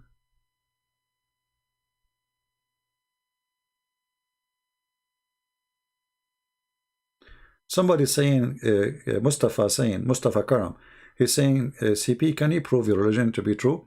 My friend Mustafa, you Muslims, you prove to me that my belief is true. Do you know why? Because you're desperate trying to make me believe that my God is your God. If my religion is not true, so why you are desperate trying to say to me all the time, the same God, we worship the same God. So you see, we Christian, we say no, we don't worship the same God, which means you already in your heart, you believe that we have the true belief. Otherwise, you will not kiss my shoes asking me to believe and accept that the same God is our God. Correct, guys? It is the Muslims who chase us saying that we should believe that we have the same God. When we say no to them, no, we don't. If you think we don't have the same God, so why you are asking us, keep saying to us we believe the same, if we have the wrong belief, why you keep saying we have the same God? You see how silly those people are? Your question does not even match your belief. So when the Muslim, they say, oh, Christians, they corrupt their Bible. Okay, but then you say to them, your God is the same God as us. Stupid. Secondly, how we can corrupt our Bible if the Bible is sent by Allah? Are you saying to me, would it beat Allah? Are you saying that Allah, anyone can play with him? Isn't it the Quran says nobody can exchange or change the word of Allah? So when the Quran says no one can change the word of Allah, isn't all the word of Allah is the word of Allah, or only the Quran is the word of Allah? All those verses saying the same. Chapter 6 verse number 34, chapter 6 verse number 115, chapter 10 verse 64, chapter 18 verse 27. All of them saying that nobody can change the word of Allah. Is the gospel, the Injil is the word of Allah? The Muslim, they say yes. So how the Quran says nobody can change the word of Allah, and yet you Muslim, you say the gospel is changed? No change can there be in the word of Allah.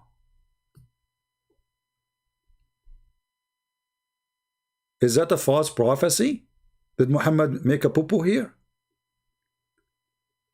Did Muhammad spoke foolishness when he say this? Because if the gospel is changed and nobody can change the word of Allah, then nobody can change the word of Allah. The word of Allah is whatever Allah he said. If the Torah is the word of Allah, and the Injil is the word of Allah, and the Quran is the word of Allah, that means nobody can change the word of Allah.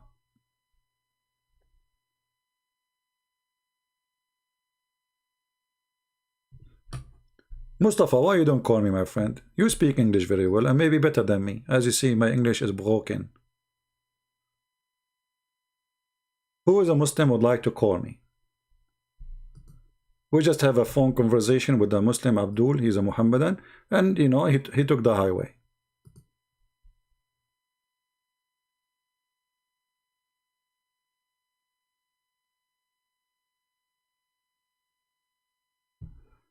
Yeah, and then the Muslim, they found Muhammad in the Bible. Moonlight, please don't spam the text, my friend. Even YouTube is blocking you. Guys, don't spam the text. Don't. Why you do that? Come on, don't spam. Just post it, and there's no need for 1,000 laughing things. Okay, there's hold and then standard narrative holds, whatever, you know, easy.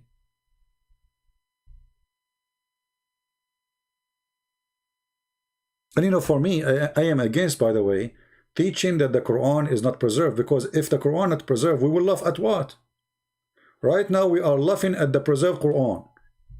If the Muslims agree the Quran is not preserved, we will laugh at what? Look, this is preserved, brother. You see this verse, brother? It's preserved 1 billion times. I agree. Look at this, how beautiful it is. Please, don't stop believing the Quran is preserved. Because the preserved Quran is the best Quran to laugh at. Because if the Muslim, they start saying, oh, this is the Quran not preserved, then we cannot laugh at it. They will say, we told you it's not preserved. Hello? So it's not for my benefit as a Christian prince to make you believe that the Quran is not preserved. This is the preserved joke. And then, brother, this guy, he changed his way. Okay, he changed direction, and then he keep going until he found where the sun rises. He changed his way until he found where the sun rises.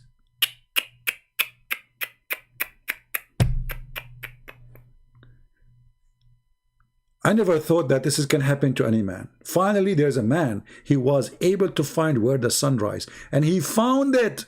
He found what? The sun rising on a people whom Allah provide them no shelter. The Muslim, they say this is the ozone.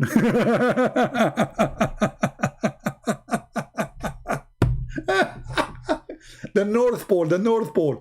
You idiot, the sun rises in the North Pole. You idiot. Potato. This is how the sunrise, Muhammad, I mean, this guy, he found the sunrise in the North Pole. Hello? Ozone. And then he found their people. And those people, they said to him, there is people who they are not people.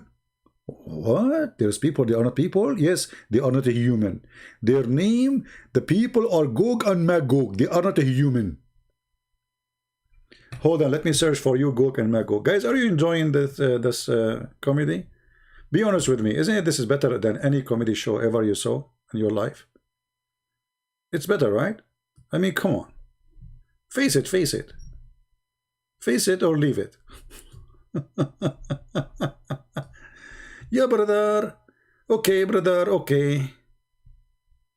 Yeah, it's a true story. Nothing here is not true story. Let me find you the pictures of Gog and Magog according to the description of the Muslims. Give me a second.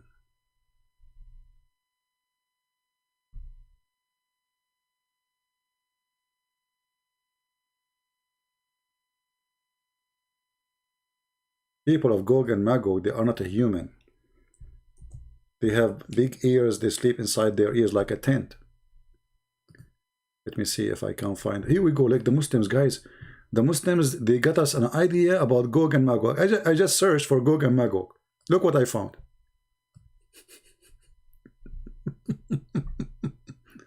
Let me put it for you on the screen. Hold on. I mean, the Muslims, they have a very nice imagination. Brothers and sisters, let me introduce to you the people of Gog and Magog. Ta-da-da, ta-da-da, ta-da-da. Ta-da-da, ta-da-da, ta-da-da. Gog and Magog, Gog and Magog. And the prophet, he spoke about Gog and Magog, and he said that each one of them before he die, he will have 6 until he have 1,000 baby. So those guys, the one you don't like, hello, they are very good in boom boom. 1,000 baby, each one of them. So if we are 7 billion human being, so based on this, each one of them, I mean, if they are, if we are 7 billion, they have to be 1,000 more than us, 1,000 times. So they have to be trillion, billion. Oh. Look at this one. This one is even nicer. Gog and Magog.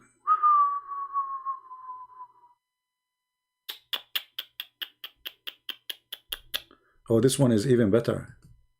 Oh boy. Man. And look, all the Muslim, you know, they put for you arrow, like here, look here. Come on, there is a rock, and there's the guy there. Obviously, we will look there. Do you need to put that arrow?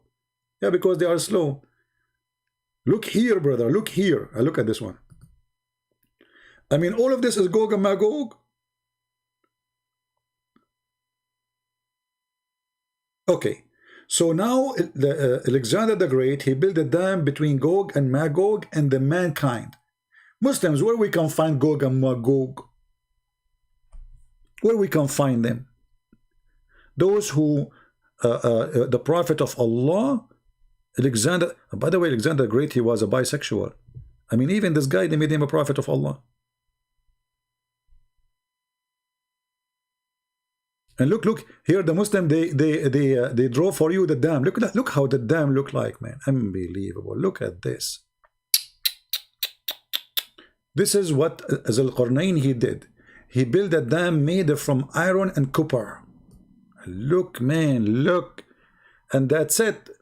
People of Gog and Magog, they will try to burst through this dam, and every day they dig and they cannot get it through.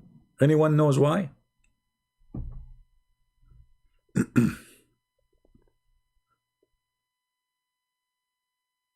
Honestly, don't you feel like you are like 7 years old kid now and you are listening to cartoon story?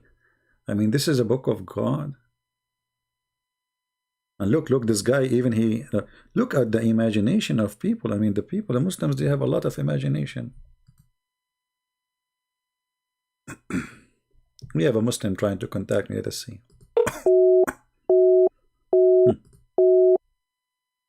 How I can contact you, and he is busy. All right. They are just trying to disturb me, you know, so I will not continue talking. It's okay. So, brother, he found those people, and those people, they told him, you know, okay, yeah, this is the story. Okay,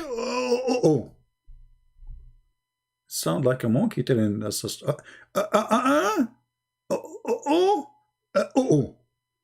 This is the story? Yes, brother, this is the story.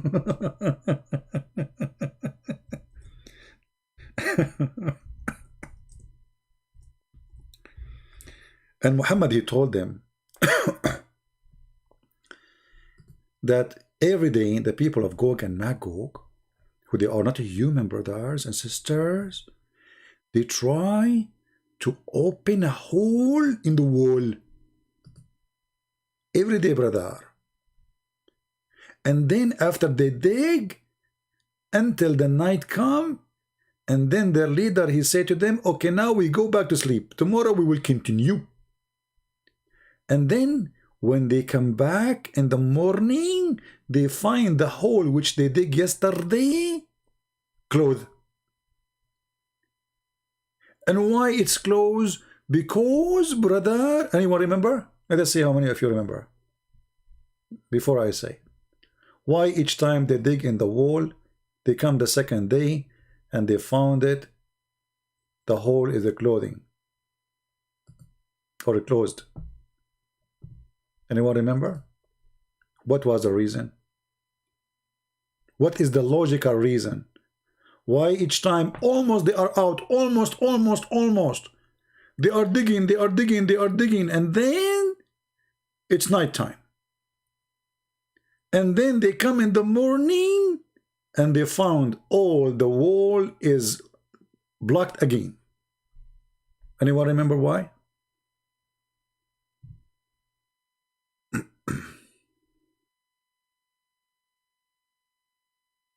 Anyone? Who knows why? All right, here we go. Mr. No One, he said they forgot to say Inshallah. Bingo! Here we go. We have a good answer. They forgot, the brothers and sisters, to say Inshallah. Can you believe it, brothers and sisters? How in the world you forgot to say such a thing? So those stupid people now for thousands of years, they dig in the same wall every day.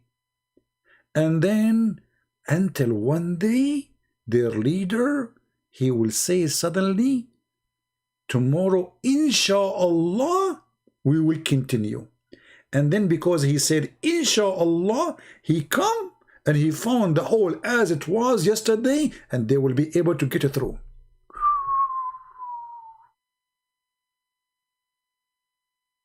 Do you see what Inshallah can do?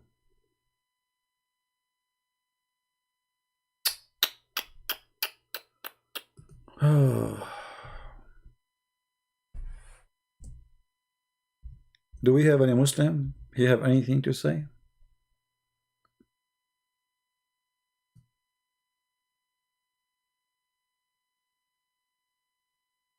Anyone? And you know, once the Prophet, he woke up in Mecca and his head was red. And then he was saying, no God but Allah, no God but Allah, no God but Allah. You know, damn to the West, you know, so the damn to the Arab, damn to the Arab, damn to the Arab. And then he continues saying, because today, a whole opening Gog and Magog. If. Today, that was 1400 years ago, brother. Abdul Muhammad, are you sure, brother? Yes, I'm prophet. I know what I'm talking about.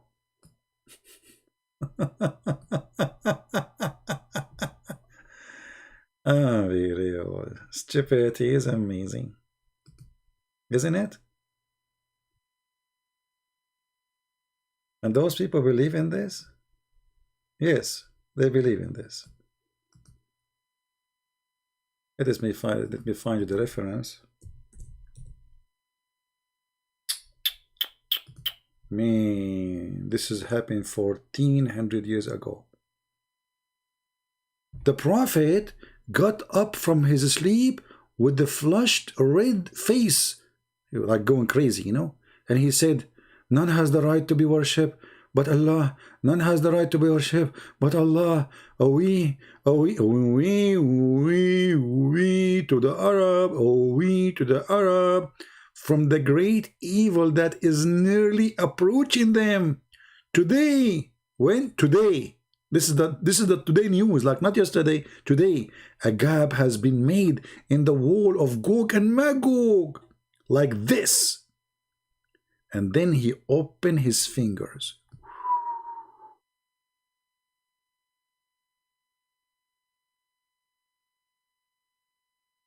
Imagine you are living in the time of a prophet Muhammad. And Muhammad, he woke up from his sleep and he says to you, today, there is a hole open in Gog and Magog wall.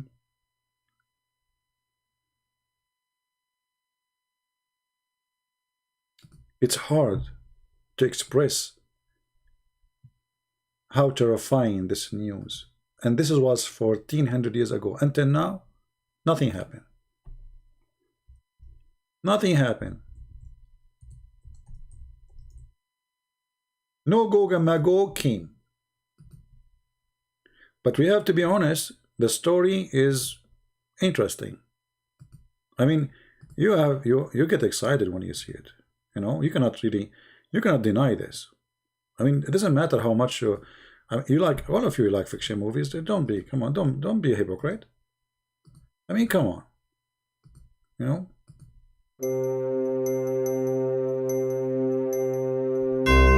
Gog,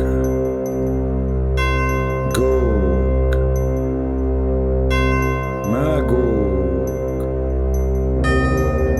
Gog and Magog. Today, just now, they open a hole in the wall. A hole in the wall. Commercial break. If you have a hole in your wall, please go to Home Depot and you will find a filler. It's the best filler in the market. It's called Gog and Magog filler. Trust it.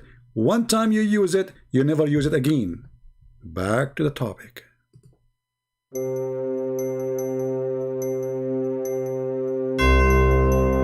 Gog and Magog.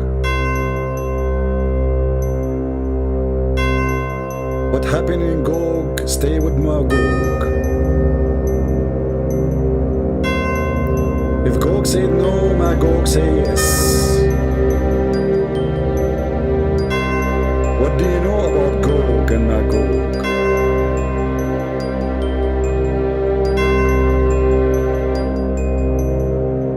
Mysterious Gog and Magog. We cannot find them. We cannot find them.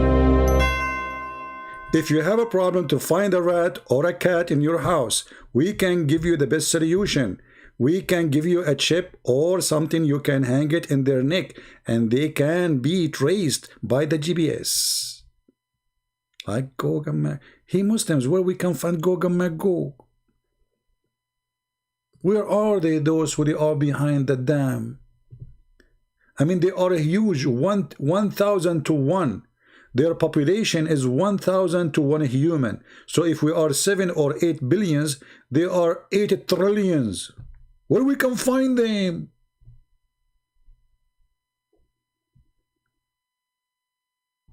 By the way, I have a commercial, you know, special request, you know, because people, they are, you know, travel agency, they just contacted me and they heard about Gog and Magog, and they said that they found that there is they have a destination for people who like to go and Gog Magog, you know, who he. Look at this guy. The reason I cannot talk because I'm looking at this. What is that? This is Gog and Magog. I mean, what? This is Gog and This is Gog and Magog. Alhamdulillah. I mean, look how their faces changed so fast from this to this. I mean, what happened? Anyway, so there's a travel agency. They contacted me immediately, and they said to me that they found Gog and Magog. If you are a Muslim interested to visit the location, so you can take selfie pictures, and they provide you with 5-star hotels in Havana.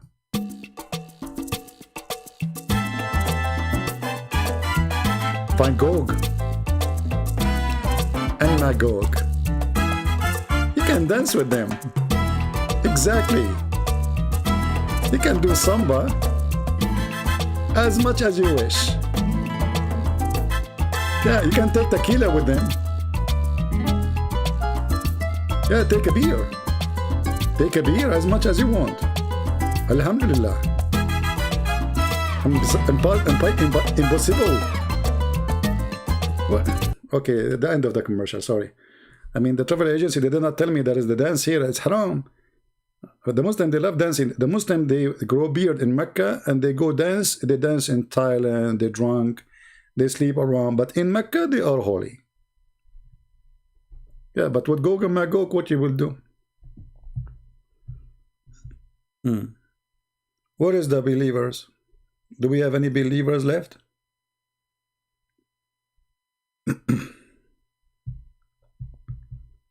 Any believer? This is a religion and this is a book of God. I mean, if this is a book of God, so what is a book of stupidity? Any Mickey Mouse story is better than this. I remember like Mickey Mouse, the guy is Mickey, his you know, his uncle come from Mexico and he have a guitar. He's in like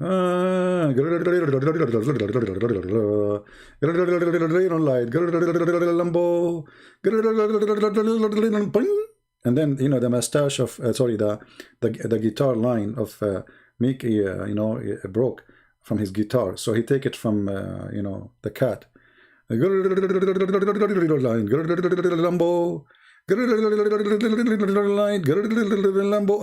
well the story of Lambo is better than Mogo Mago. It's more convincing.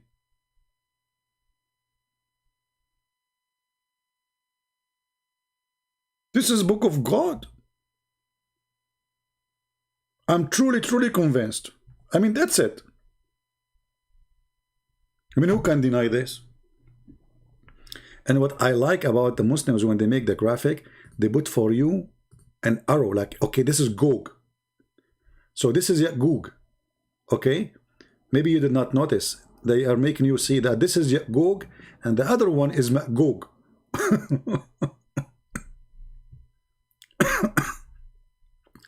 Like this one is Magog.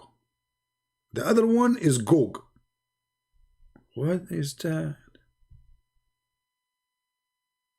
A Muslim kid, they want to play games.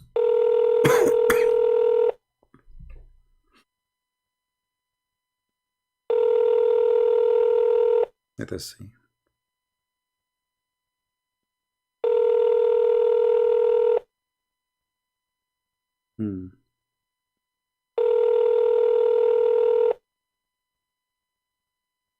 Okay, he's not answering. He's a kid. Do we have any brave Muslim want to call us?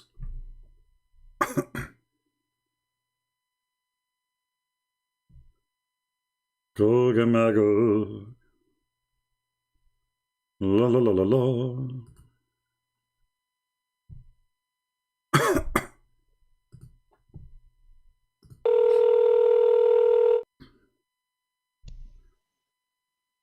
Hello. Yes, my friend, you are live on air. What do you like to say to us? Go ahead. Hello? Hello. Yes, we hear you. You are live on air. What do you like to say to us? You are a Muslim, right?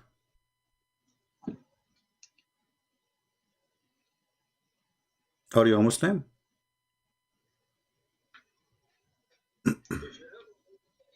Hello? Maybe you don't hear me. Hello?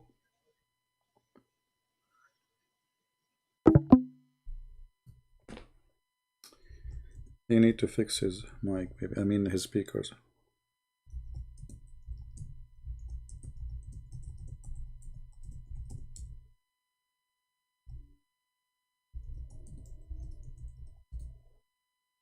All right, we told him to fix his speaker so he can call me back.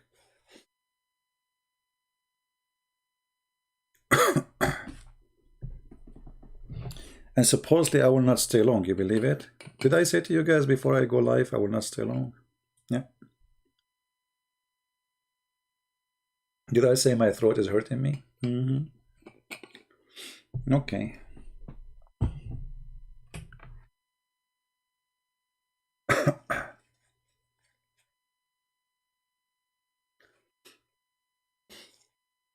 And even my nose is running. I mean, English is funny, man. I mean, how in the world the English people, they come with this? His nose is running. I mean, Gog and Magog's story is more acceptable from a running nose. How your nose can run? And you say Muhammad only have stupid stories. Here we go. This English. His nose is running. First time I heard it, like, his nose is running. But his nose is there. No, like I was speaking on the phone, he said to me, but my nose is running. I said, who? My nose is running. So when I saw him, like, because we are going to meet, and look at his nose is running. I said to him, what you said to me in the phone? He said to me, what I said to you? I said, what? You said something about running. What's you running? He said, my nose. What? What's wrong with this guy? His nose is running. What? Like, okay. I could not ask him because I didn't know what to say. I mean, his nose is there, and this guy keeps saying his nose is running. Hello? Can you hear me now? Yeah, I do hear you. Go ahead. I hear you actually, but you did not hear me first time. Go ahead. You are a Muslim, Oh, right? yeah, I changed my... You are a Muslim, Yes, correct? sir. Okay, what do you like to say to us? Go ahead. Yes.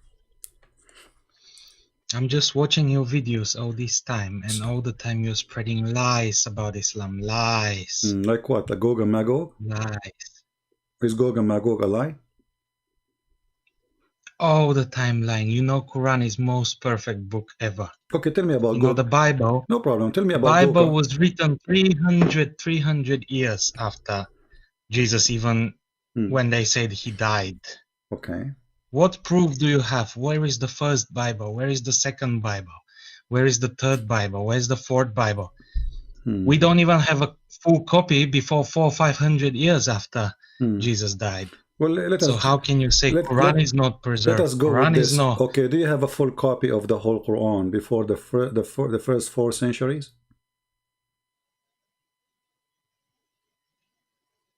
Do you have a full copy? But we're not.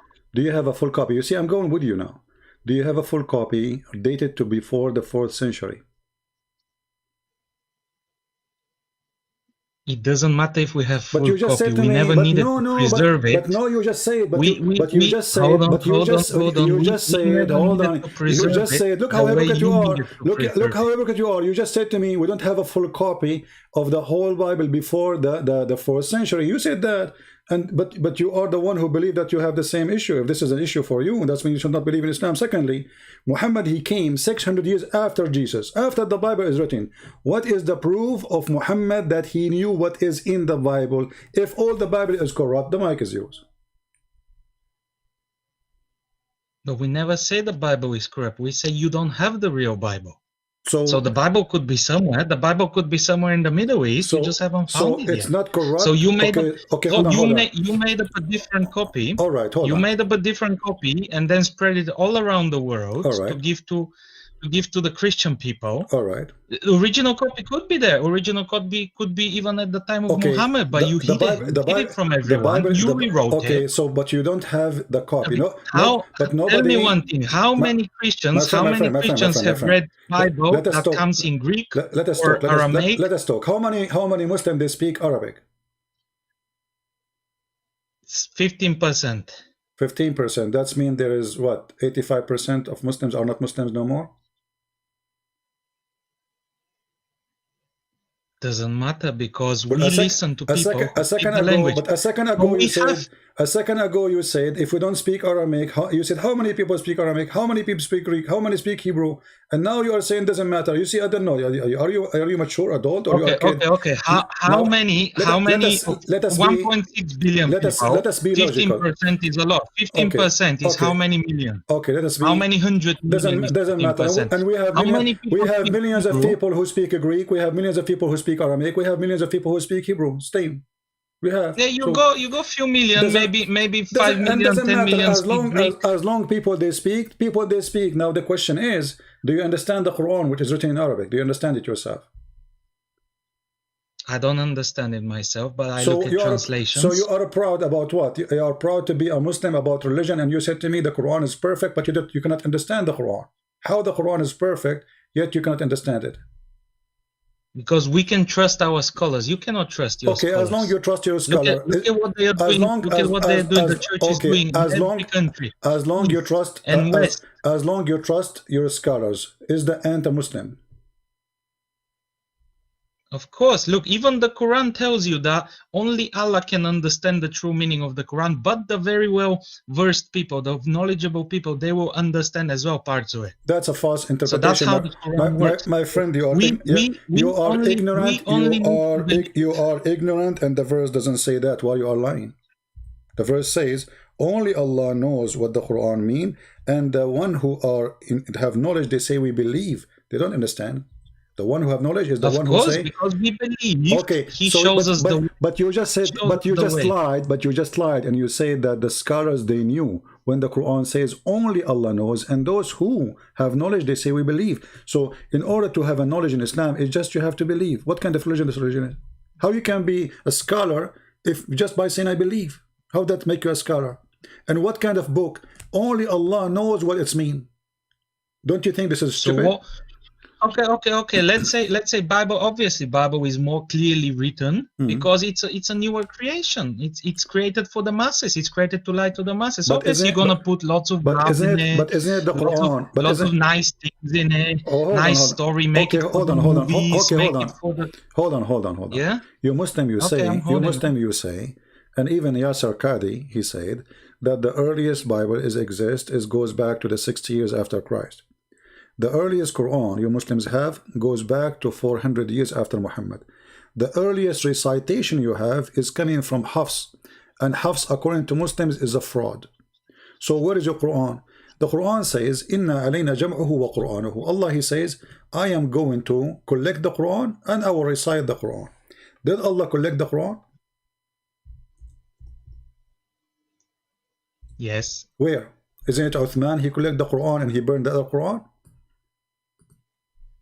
So it doesn't matter what man does to the Quran because Allah it doesn't matter. It doesn't matter. It doesn't matter. Isn't it the Quran says? It doesn't matter whether they burn it, whether they sink it in the Nile. It doesn't matter. It doesn't matter what the Egyptian government does, what the Saudi government does, because I thought you at the end we will be left with the original Quran. Listen, you don't have original Quran. You just say it doesn't matter. They burn it. So where is the original? If there was original, it's burned. And I'm asking you now, why he burn it? Okay. Why he burn it?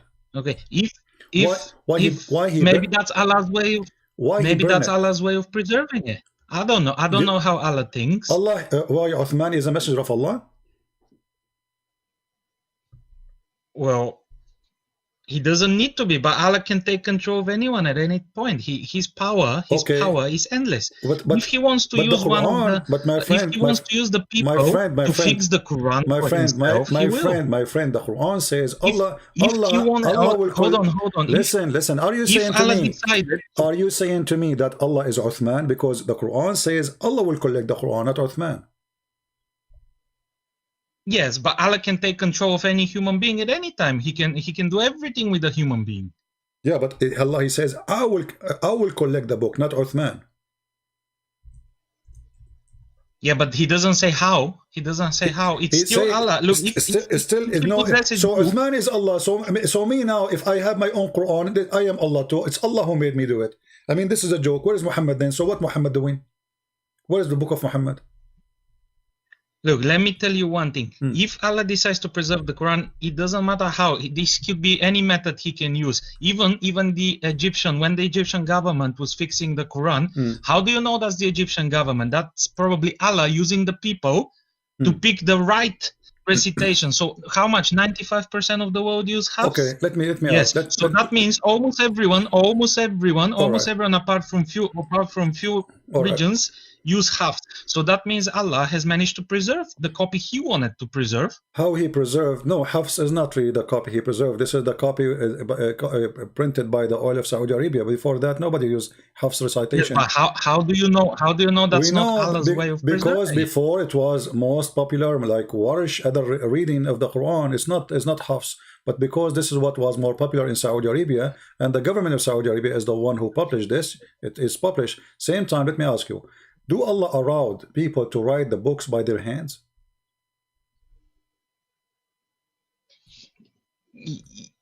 He can do everything He wants to. No. I'm asking you. Don't tell me. Stop saying to me He can do everything. And this is not the question. Do Allah allow you? It is the question. It is the question, because you're saying there is something He cannot do, or He cannot allow. This is not the question. I'm asking you. Are you allowed as a Muslim to write the book by your hand? The book of Allah. Look, if I grab an empty Musaf and I start writing, Allah will correct my hand. So I cannot make mistake. Really? Are you Yes. sure? Are you sure? Yes. Are you sure? Yes. Okay. Well, I'm going now to play for you a video, and this video have recitation of the Quran, and you just said you don't know Arabic. So how you can correct it? How Allah can correct it? How Allah can correct you? You don't know even Arabic. I don't need to know it. If Allah takes control of my hand when I'm writing, He will fix it, isn't it? Okay, did Allah? It's as simple as that. Did Allah take control of Muhammad writing? He took control of what he was saying, isn't it? Okay, that's wonderful. So the one who took control of Muhammad of what he is saying is Allah.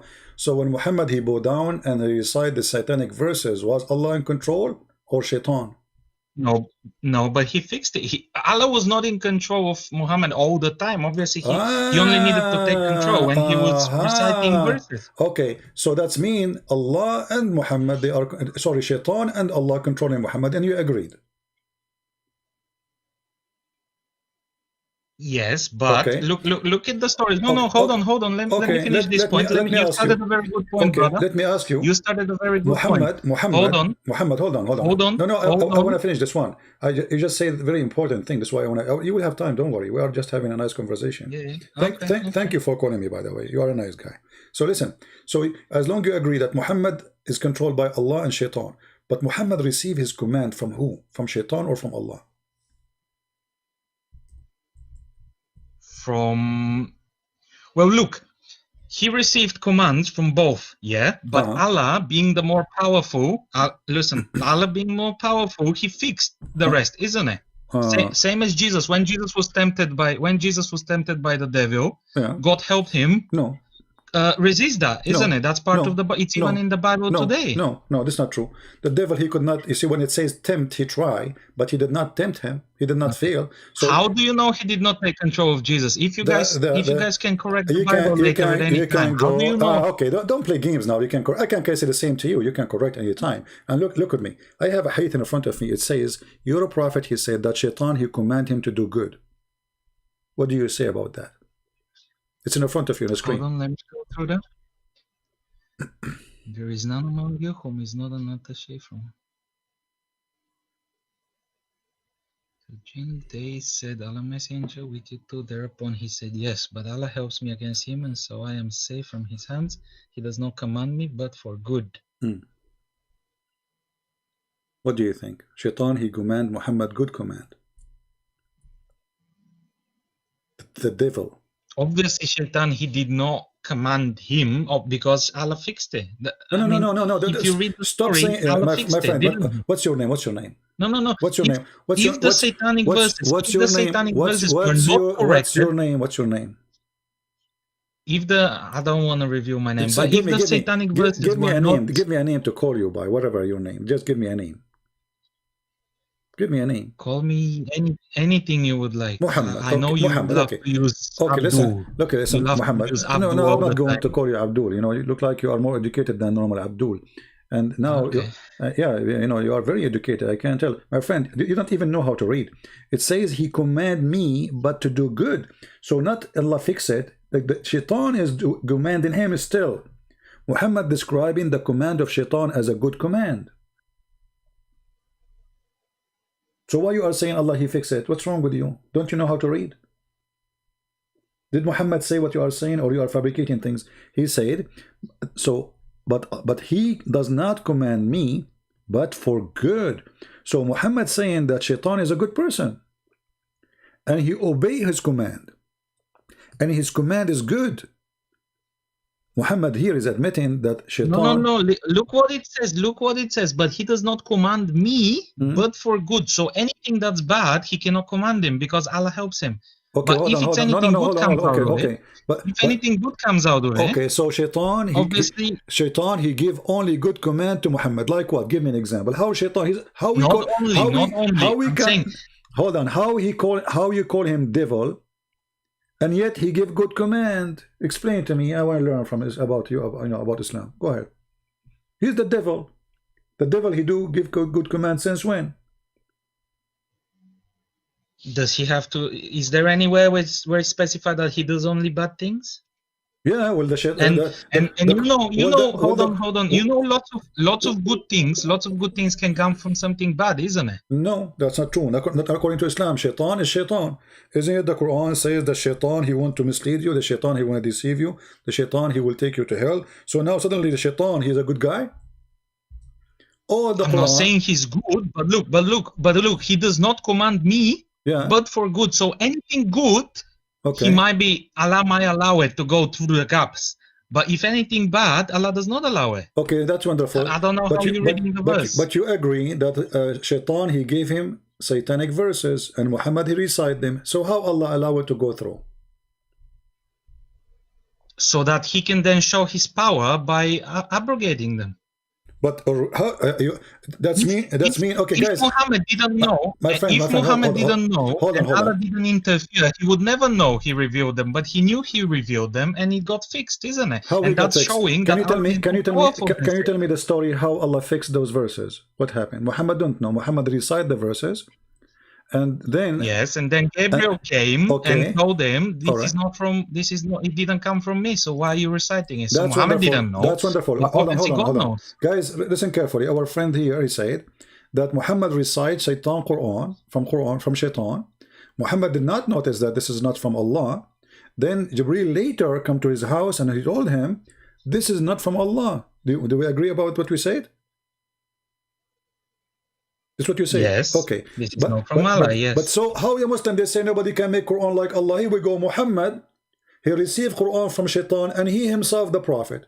Who can be better examine the Quran more than Muhammad himself? If I recite Quran now and you recite Quran, and then Muhammad in front of us, or we bring a sheikh, which one you choose? Muhammad, right? He's a prophet, correct? Which one will judge which one is Quran? Okay. So Muhammad now here he failed. He received Quran from the devil, and yet he did not figure out that this is not from Allah. Even the verse is saying, bow down to the daughters of Allah. So how he did not notice? Why, he was drunk?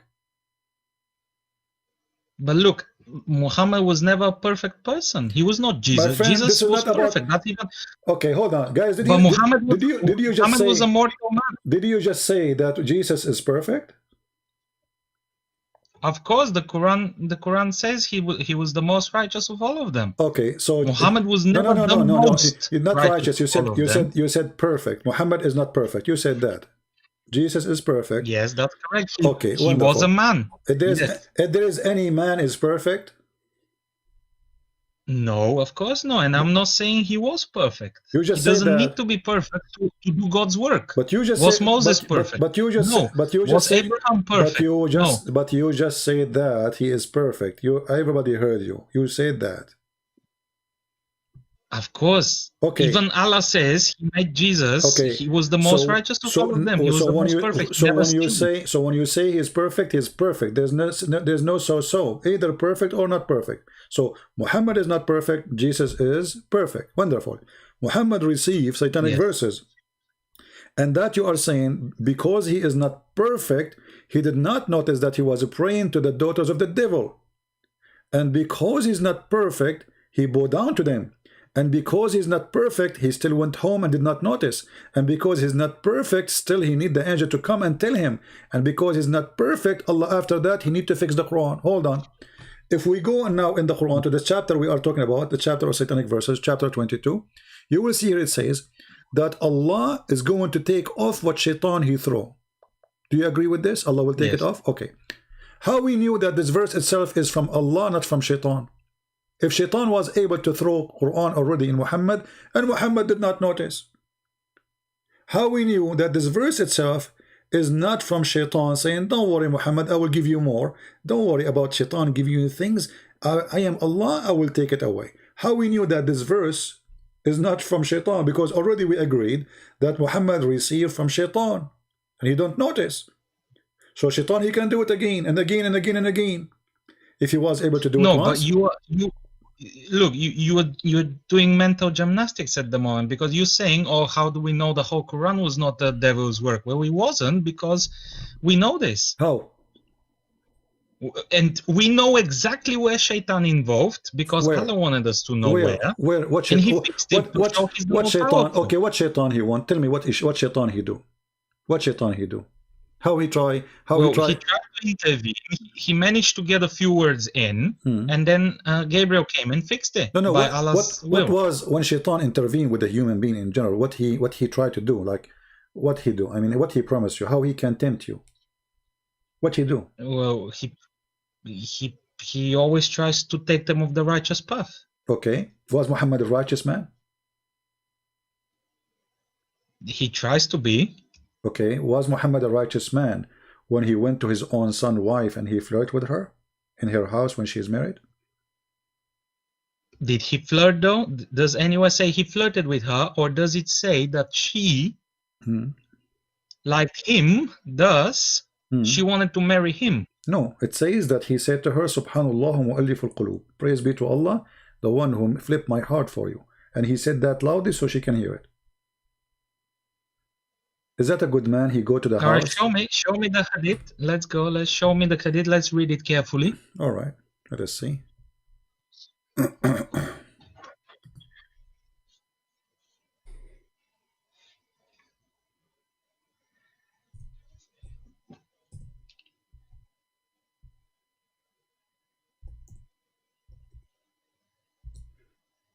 Let us find the reference. Give me a second. Here we go. This is chapter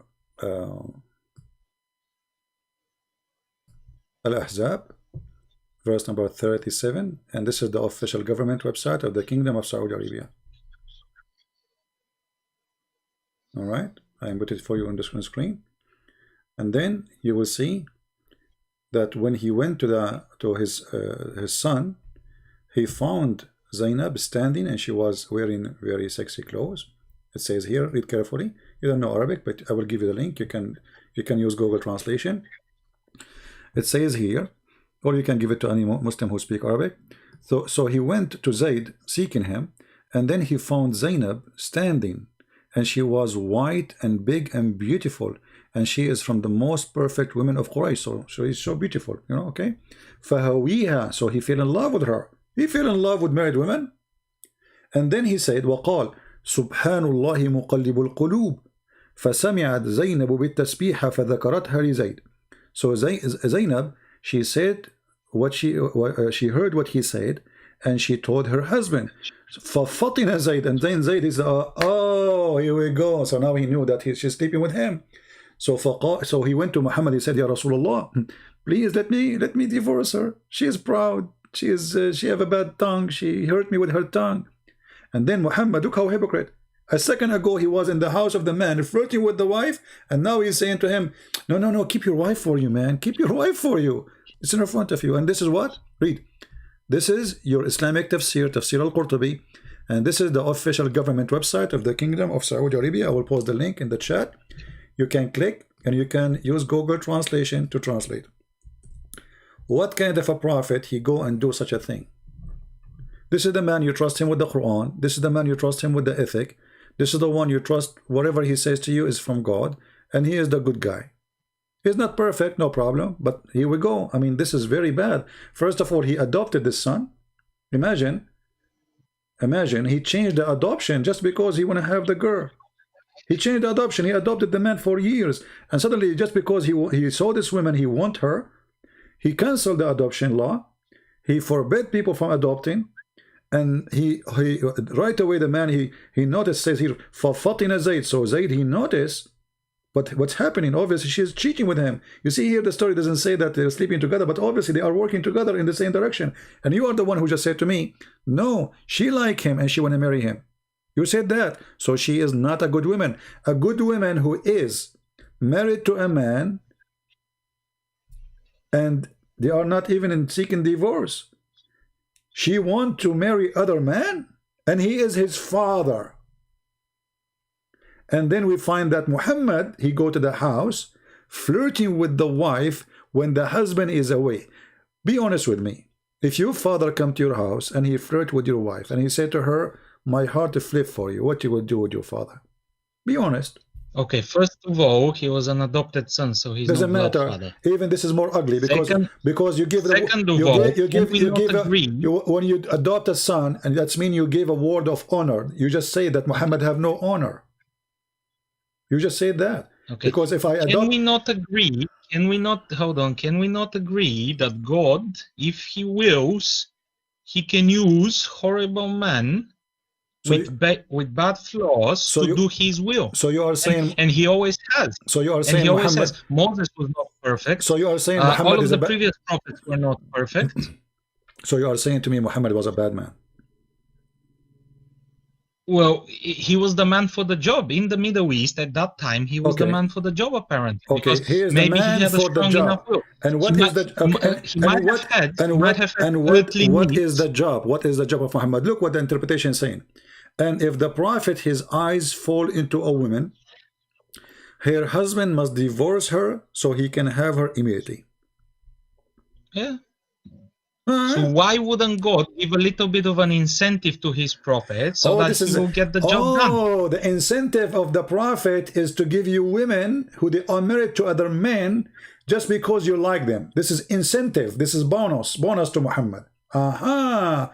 I mean, what kind of logic this logic is? So if I go now to your house and I see your wife and I am a prophet, it's bonus for me. It's not your right to complain. This is not against Allah teaching. This is not against ethic. No, it's an incentive to the prophet. Why the incentive? Was it against Allah's teaching? Huh? What? Was it against Allah's teaching? Don't you Muslims says the Quran says Allah, he said to you when you go to visit somebody, put your head down, don't look at the women, don't this is against Allah teaching supposedly. Yeah. Yes, and then what did he say? That if any woman looks at him, he can marry her. What woman look at her? He is the one flirting with her. I mean, she is married. What's wrong with you? She is married. You go to the house of the man. You have no honor. You have no honor if you go to a house of somebody, and especially you. Would I do it personally? I wouldn't do it personally. Why? Would I allow this to be done? Probably not. Why? But if he was the man, why you will not do it? Hold on. If he was the man for the job, why? If he was strong, why you will not do convey it? the message No. to Wait. his people at that time. Wait, my friend. Why you will not do it? Are you saying you are better than Muhammad? I'm not saying I'm better than Muhammad. All I'm saying is that I would not do some things that he would do. So simple as it is. We're all different. We're not. No. You just said I will not. I could be same, isn't it? Why? We're not all the but same. Isn't it you Muslim? You follow the Sunnah as the Prophet he did. You follow his step in whatever he did. Here we go, Muhammad. You go to the house of people, flirt with the wife, so you can do it. This is Sunnah. Well, I can't do it. You can do it, right?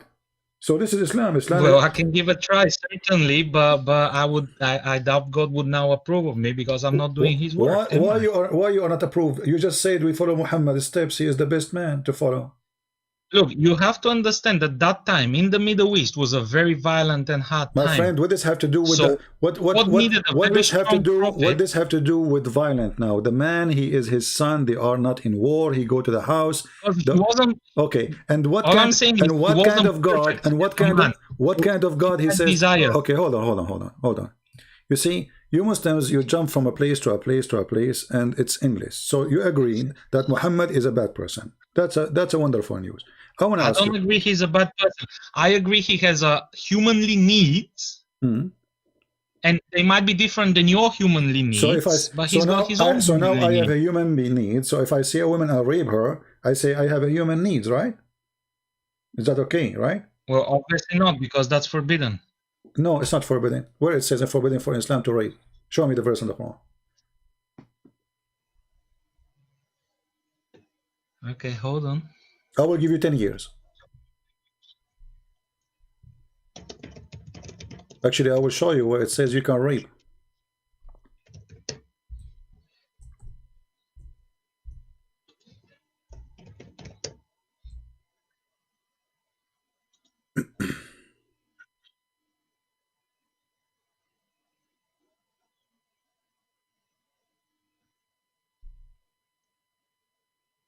I will give you 20 years, not only. You can search Google from now until the coming century. No, there is a verse. I just forgot which verse it is no, that shows which women are permitted. No. Take your Which time. Here we go. women are permitted to you? No. I will wait for you. Here we go. Search Google. I will give you 10,000 years. Show me the verse about rape. Go ahead. I want to learn from you. Google is very fast, my friend. Search verse about rape in the Quran.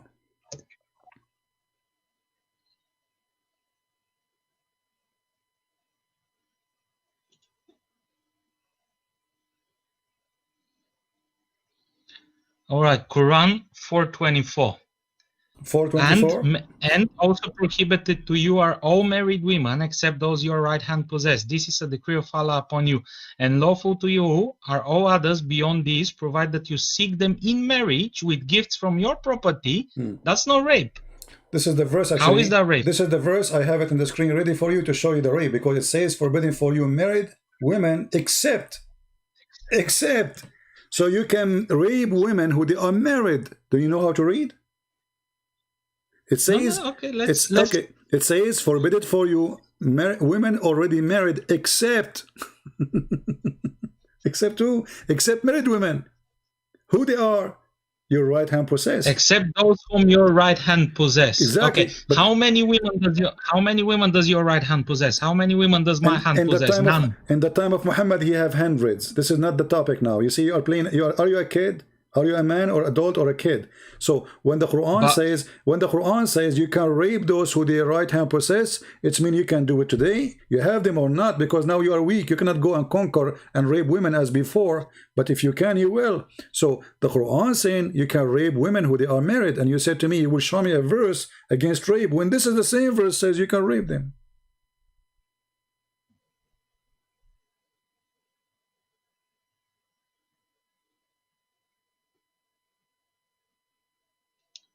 Well, look, because the Quran has built a better world, and that's Allah's plan for us. This is better world? We don't no longer possess any women. How this is better world? No, you do. This is an order for you, but now you cannot do it because you are weak. If the Muslims are the most powerful country in the world, you will do it.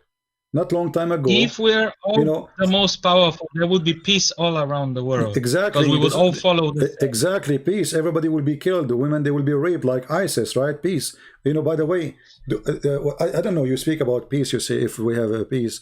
Isn't it the Quran forbid you from having peace? Well, if the whole world is Muslim, obviously we will have peace. So you will keep killing until nobody left not a Muslim, and then you will have peace, correct? Yeah, but why do we need to kill if we can just convince people? We can just convince people that this is the truth. You just said if all the world become Muslim, then we need to not to kill, my friend. And nobody's convinced. People are loving Islam. And let me ask you, we just mentioned a second ago about Muhammad having sex and Muhammad going after women. Is that Muhammad or Allah making Muhammad having sex with women illegal way? Who is the one who made us do adultery? Is it shaitan or Allah? Why would we do adultery? If He didn't sleep with them before he was I'm married asking to you, them. no, hold on. No, he did. He did it with Mary the Copt. He did with Sophia. He did with man. He can count for you endless numbers. Now, I'm asking you. Look, Who you is the can one? find many fake hadiths. No, not fake We know hadith. about the hadiths Not that fake Christians hadith. Not produced fake and they hadith. sleep Abdul, between. Abdul, listen. If you want to talk to me, either you speak with your brain is open, or don't call me, because when you say fake hadith, you have to prove it. So are you challenging me now to show you a hadith which nobody can prove that it's fake? Is that a challenge? You cannot do that. I will show you from al-Bukhari. We show you from Sahih Muslim. So stop playing this game. I'm asking you now a question. When a person do adultery, who is the one who make him do adultery? Allah or shaitan? Shaitan. Thank you very much. Guys, did you hear him? Shaitan. The hadith says that Allah is the one who make you adultery, and you just admitted that shaitan is Allah. Read for me, and this is a very sahih hadith. It says here, you read it, you know, your English is better than mine. Go ahead. Okay, put it on the screen. It's a little bit off screen, please. It is in the screen.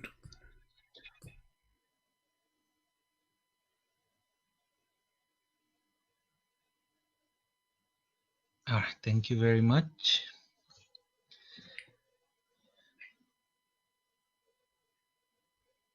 Go read, I want to hear it.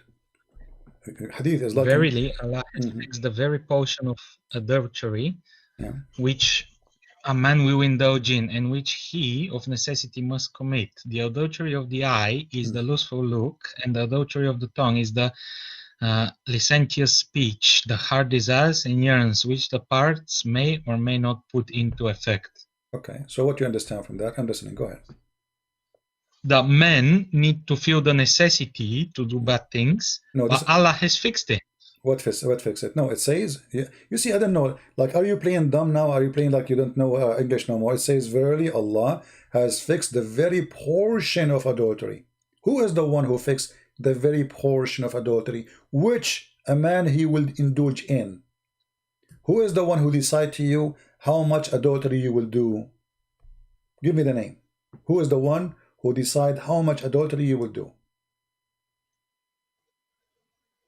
No, but obviously Shaitan is not fixing adultery. He's making people do it. This is not the question. You see, don't play. I don't have time for kids talk. I'm not a kid. I don't know how old are you. Be honest with me. Does it say Allah is the one who fixed the very portion of adultery, which means who is the one who decide how much adultery I do, you do, he do, she do? Does it say it is Allah who decide how much adultery we do for each one of us? Yes or no?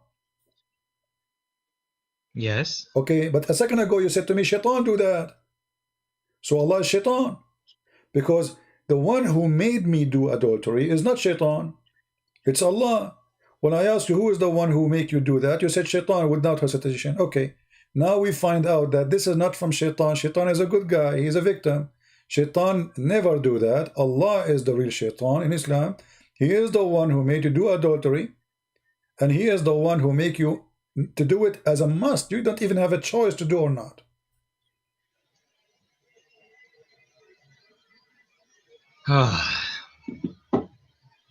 So you admitted that Shaitan is Allah and Allah is Shaitan.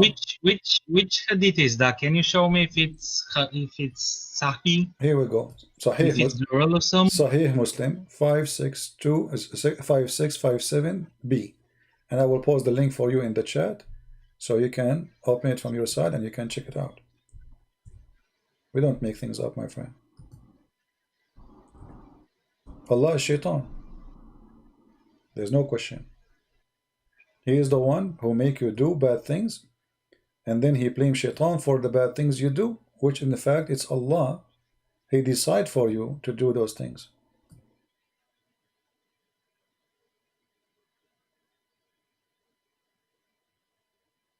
I advise you to leave Islam, my friend. You are worshipping Satan.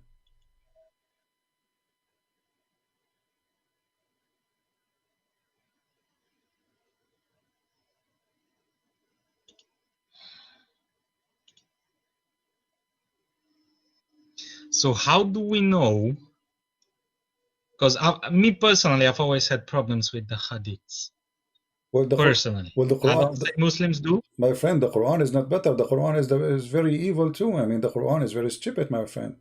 You see, the problem is that Yes, but the hadiths were written 200-300 years later. So how the can we Quran even is the trust them? same. That's my personal The problem Quran is with the them. same, my friend. The Quran is the same. The Quran is the same. And by the way, we don't even have the books of the Hadith. I mean, Islam is a joke. We don't have the original books of the Quran. We don't have even anything have to do with Uthman. We don't have anything. This is Sahih Muslim. We don't have the book of Sahih Muslim. You believe it? We don't have the book of Sahih Bukhari. I mean, this is a joke. Islam is a joke. You have nothing. You see, when the Christian they say, so which full book of the Bible do you have? We have books where the one is written in leather and the one is written in the Egyptian papers. Those exist, but they are dissolved by time. But we have a shred of them. So we have thousands and thousands of shred, all of them in total agreement with the Bible today. My friend, listen. There is a reason. Those paper books, even if you don't touch them, if you put them in the drawer, after a long time they will be demolished by themselves. First, because they are made by normal people who they are just making papers. It's paper made from I do understand that, but so the question is, the one who is exists, if we cannot recreate, have small pieces, same time. How do you know the later people didn't just change all the words around them? We have. Let me tell you why. First of all, we have many copies of the Bible in different languages.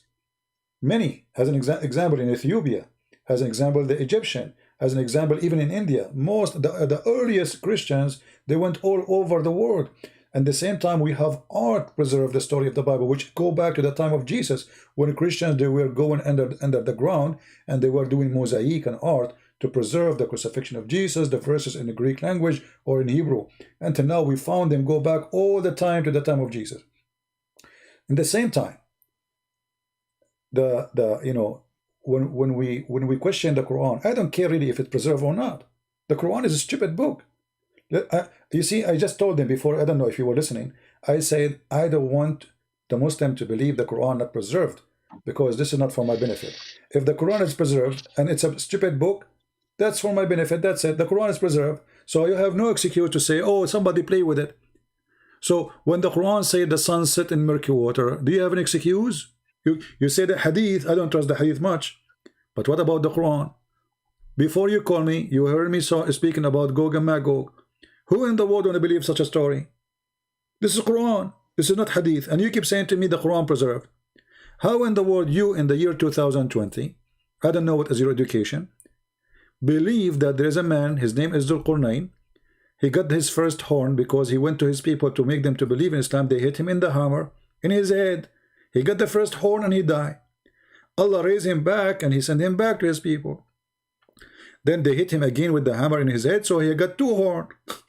And then the story continue, and then he keep, Allah, he gave him a power, and then he occupied most of the earth, and he found where the sun set, and he found it sitting in murky water. The Muslim, they try to solve this problem. They say, oh, Dhul Qurnayn, he thought, brother, don't you see the sun go in the water, my friend? It says a spring. Even the Hadith, Muhammad, he said, confirming that the sun goes in water which is hot and muddy. Here we go. This is the Hadith, and this Hadith is good. It's even Sahih in chain. Narrated Abu Dharr, which means the father of the ants. He said, I was sitting behind Allah Messenger, who was riding a donkey. While the sun was sitting, he asked, do you know where this set? I replied, Allah and his apostle know best. He said, it's set in a spring of warm water. Hamia. Do you see it? And this is in total agreement with the Quran. Total agreement with the Quran. So the Quran preserved, for me, I'm laughing. Okay, it's preserved. So what we will do now? This is against you, actually, not against me, because you see, if I am a person who believe, if I'm speaking to someone who believe the Quran not preserved, he can say, oh, somebody put it there. There's no way this is from Allah. But because you believe now it's preserved word by word, then you cannot play games. You cannot say the Hadith, I don't agree with it, this is Quran. And then the guy, he keep continue walking, and then he went, and look, it says, until when he reached the sitting place of the sun, the sitting place of the sun, yeah, he reached it. And then he found it sitting in a spring of a bloody. You are laughing, huh?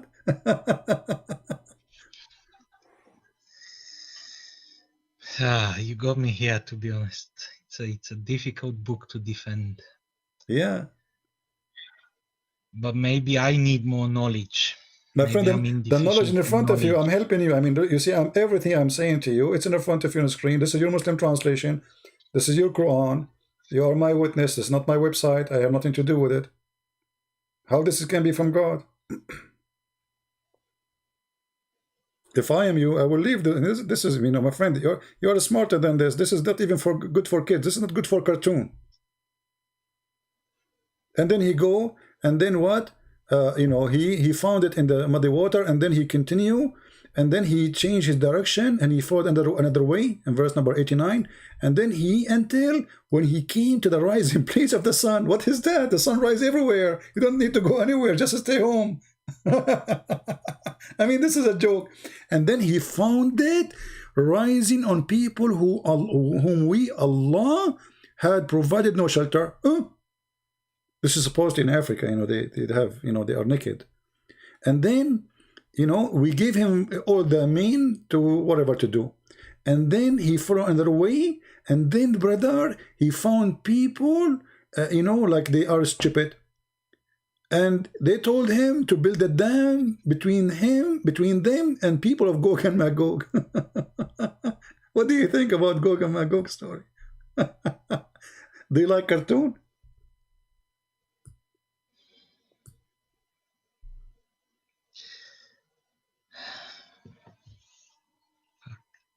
Remember, the Quran is preserved. You are the one who said that to me. This is the preserved story of Allah. Okay, so if it's not preserved, what do we do? What do I do? No, it's not. Because Bible is not preserved either. No, my friend. This is a joke to say that the Christian, they did not preserve the Bible. Why they want to do that? I mean, somebody believe from his heart in God. I will not say the Muslim would do that. I will not say the Hindu would. This is stupid even claim. I mean, a guy is a Hindu. Why he want to change his book? This is stupid. I mean, this is not even. This is the most stupid thing.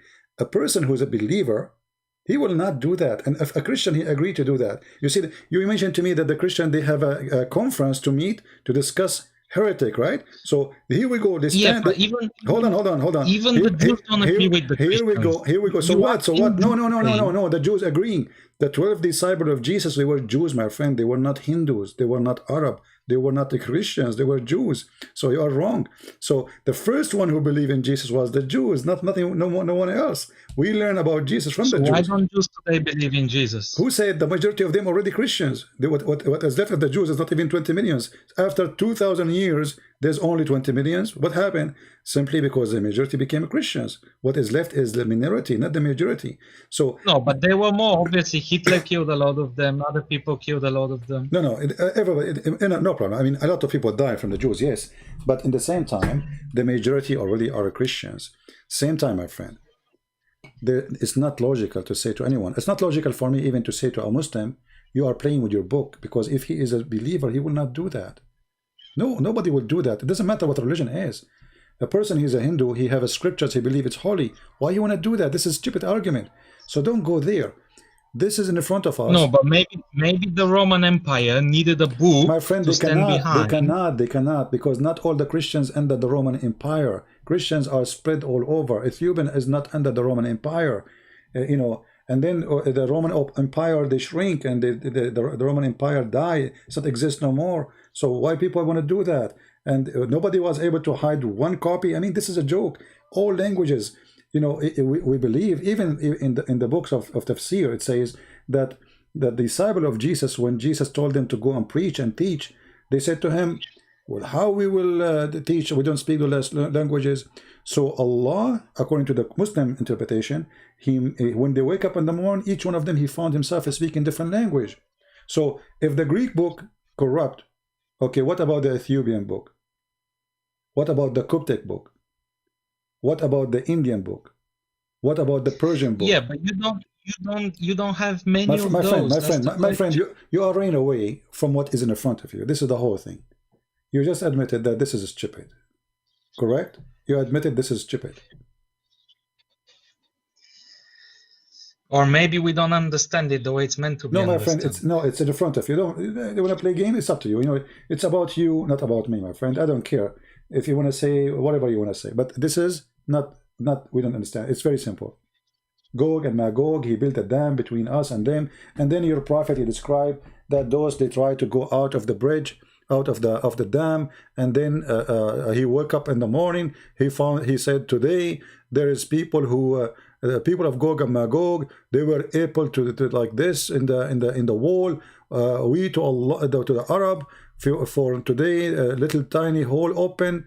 So this is, it's explained already. It's explained. It's not a choice to say, oh, maybe we don't understand it, because Muhammad, he mentioned it even in the hadith, and those hadith are accurate, sahih. So what we will do with it? Read it. Abu Hurairah said, Allah Apostle, he said, today the wall barrier between Gog and Magog has been opened so much, and he was terrified, and he was saying, the Arab, oh, we to the Arab, what's coming to you? All those hadith are sahih. See, Sahih al-Bukhari. He woke up in the morning, his face is red, he's terrified. He was saying, La ilaha illallah, la ilaha illallah, la ilaha illallah. And then they said to him, what's happening? He said, the great evil happened.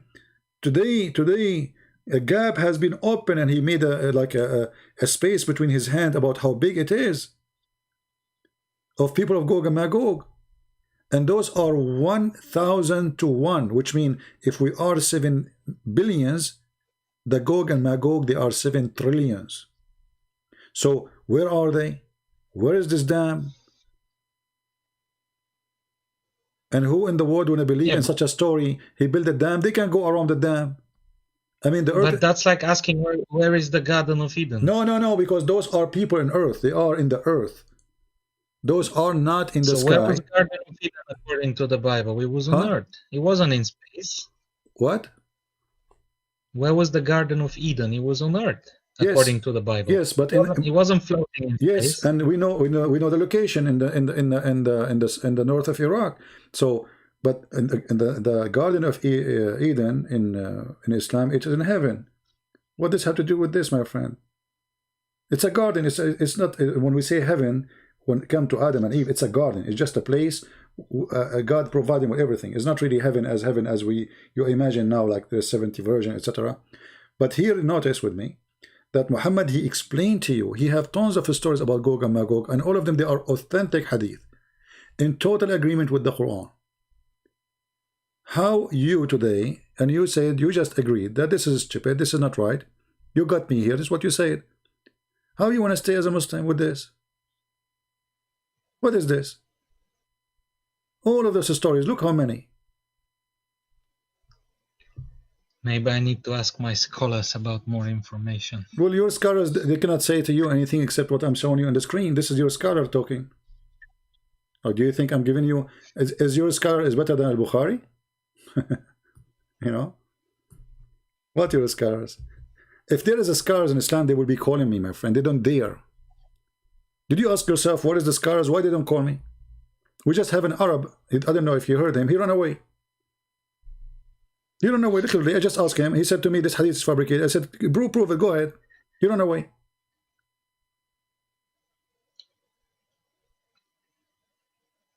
So what about the prophecy of Muhammad in the Bible? He's prophesied by Jesus. My friend. I mean, you Muslims are really crazy.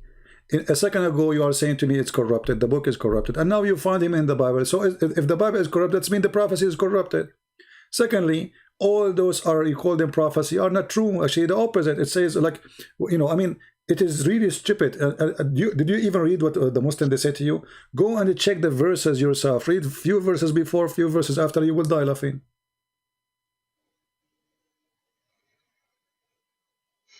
One of the videos in YouTube, it's very popular. They say it's in Muhammad is in Isaiah. When the verse is speaking about God, they made Muhammad God. The verse says the Lord. The guy, he cut it and he started reading after. Why? Because in a second people will notice that this is speaking about God. They lie to you. You mentioned to me that Muhammad is a prophet, right? And Muhammad, he received his knowledge from who? From Allah, correct? Yes. Okay. Do you what is your education? Like, did you finish school, university, anything? University. All right, that's wonderful. So I'm talking to an educated person. That's wonderful. How the baby is created? Have you ever heard of someone who claimed to be God, and then he say this, that the sperm became a congealed dead blood? Which God is that? He says such a thing. And then the Muslim, they make videos saying this is scientific, and they start fabricating the translation and the meaning. Then we made the sperm into a clot of a congealed blood. Congealed blood, the sperm will become a congealed blood. This is God. And then the clot, we made it into a lump. And then we made out of the lump bones and growth. And the bones, which mean at the end we have bones, just bones, there's nothing. And then we close the bones. So the start is stupid, the end is even more funny. And look at the translation. You said you do not know Arabic, right? Yeah, but that's not meant to be a scientific book. No, it's meant. Just because No. You see, when you speak in such details, that is not metaphorical no more. He's telling you stages by stage by stage. This is not just metaphorical. I can say, I agree. You know, we can say that, like in the Bible, it says, Yeah, you made me in such a way. My friend, terms we use today, my friend. no one back then would understand it, isn't it? Yeah, at that time, people they take it because they didn't know what he's talking about. Simply, this is not If he says, "Oh, we're gonna create this embryo and we're gonna make this and this and this," no one's gonna understand. But still, still, he don't have to be stupid, right? I mean, he can say how he created, and then we will be amazed now when we discover it. But he don't be stupid. He don't say we made the sperm into a congealed blood. Or what about chapter 86, where it says that women have a sperm and coming from her ribs, and the man have a sperm is coming from his backbone? I mean, what kind of God he say that? Women don't have a sperm.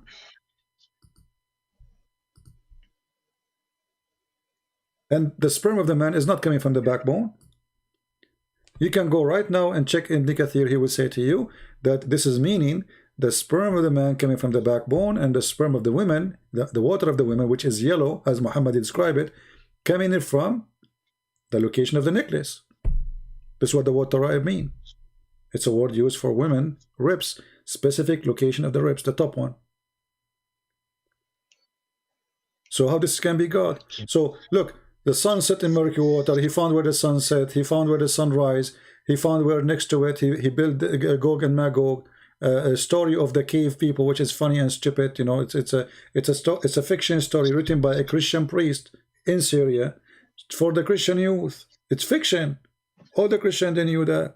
So he took it, he put it in the Quran.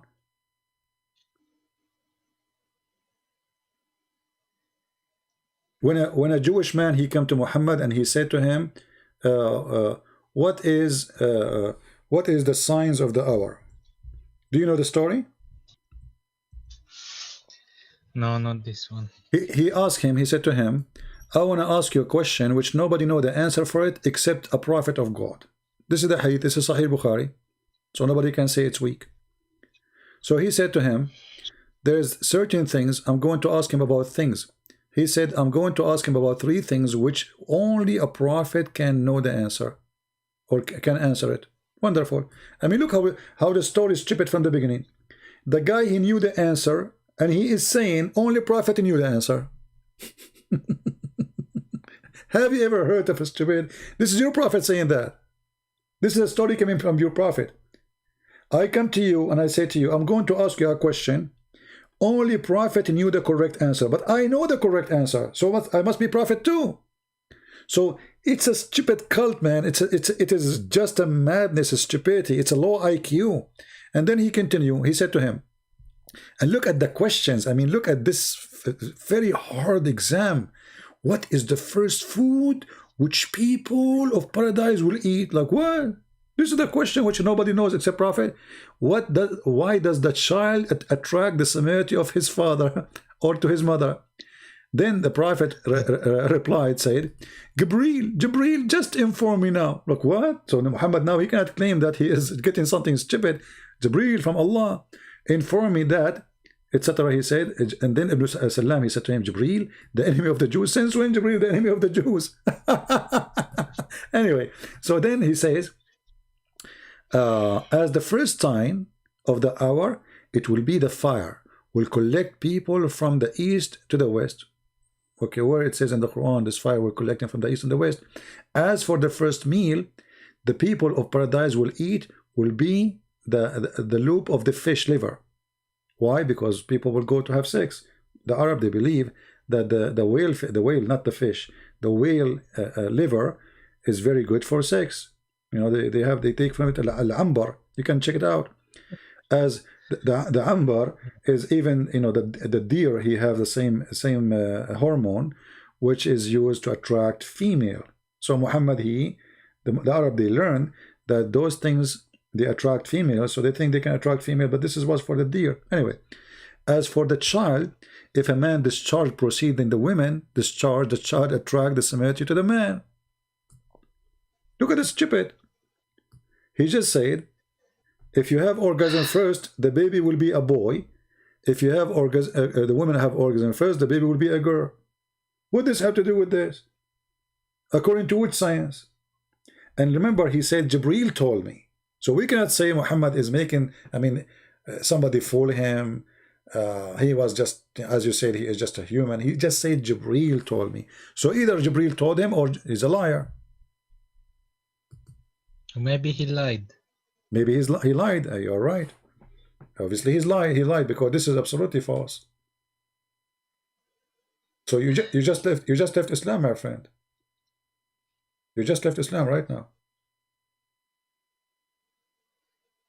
I'm happy for you. You decide to use your brain, and you are out.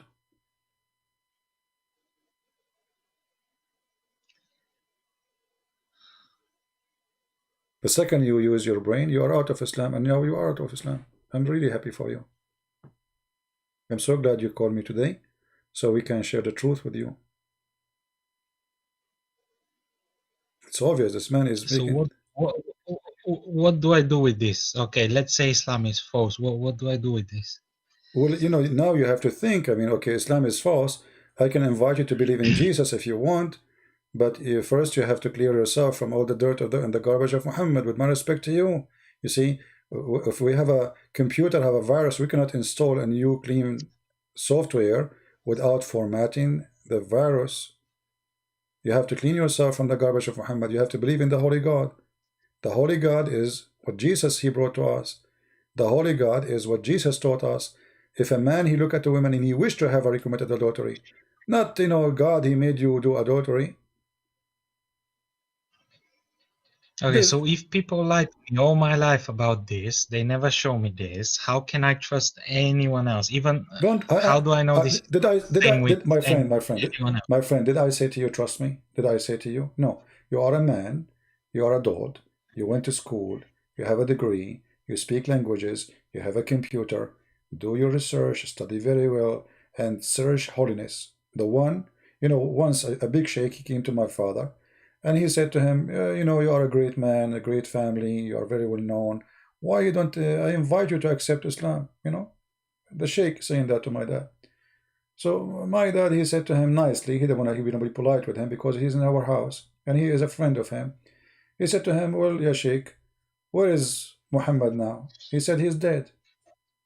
He said to him, where is Jesus now? He said, he's in heaven. He said, well, I will follow the one in heaven. So ask yourself a very simple question. Which one you want to follow? The one who, as you mentioned, you said he is perfect. The one who is right now in heaven. The one who never commits sin. The one who taught holiness and he was holy. You see, I can say to you, be good, don't do that and do that, but I do sin. I have to admit, I do sin. You know, I'm not even close to claim to be anything good about me. You know, only God is good. So when we speak about Jesus, it's a different story. Jesus, he challenged the Jews. Who can of you prove me to be a sinner? Who can? Who dare? I cannot say that to you, because if I say that to you, I will be a hypocrite. I am a sinner. So when we speak about the Messiah, we speak about holiness. Jesus, he said to us, if you want to go to my heaven, let's go how to pray. He said, pray like this. And then he said, Forgive to us the same we forgive to others. And then you will notice that Jesus in the cross, he said, forgive them, Father, they do not know what they are doing. So imagine if Jesus, he said forgive them, and yet he don't want to forgive. Even in the cross, when people are calling him names, killing him literally, I mean crucifying, how ugly, how evil, how much pain, yet he is saying, Father, forgive them, they don't know what they are doing. So when Jesus says to us, forgive, he was truthful. He did it, even when he is dying in the cross. And death for him means nothing. No, but look, I have no problem with Jesus being the best, the most righteous, not a single sin and everything, and that he was peaceful, he never raised a hand or did anything wrong. But how can he claim to be God though? That's the biggest problem. How can he claim? What? Even if you're the most perfect prophet of God, you're still giving the message of God, isn't it? My friend, you don't claim for yourself God, even when you do miracles and you do everything. Okay, you see, you know, when we ask a Muslim, why Allah chose Muhammad, they say Allah. We don't ask him why he chose, right? Now, why Jesus? He claimed to be God. Well, if he is claiming to be God, then he should not be able to do what God can do. I can claim to be God too. You can claim to be God. Talk is cheap. I can go right down the street and I will say, hey, I'm God. Okay, people, they will ask me, do you know the guy from India? He claimed to be the Messiah, Ahmad Mirza Ghulam, the Ahmadiyya guy. Hello? You remember him? Hello? Yeah, you remember Ahmad Mirza Ghulam? Do you remember Ahmad Mirza Ghulam? Yeah, this guy, anyway, you can search him. He claimed to be the Messiah. He claimed to be the Messiah. Okay. And then second day, people, they come to his house and they have people in wheelchair, people they are blind, people they cannot see, people they are sick, and they say to him, okay, you are the Messiah, do what the Messiah do. What the Messiah does? He made the blind see. He healed the leper. He made the one who cannot walk. Okay.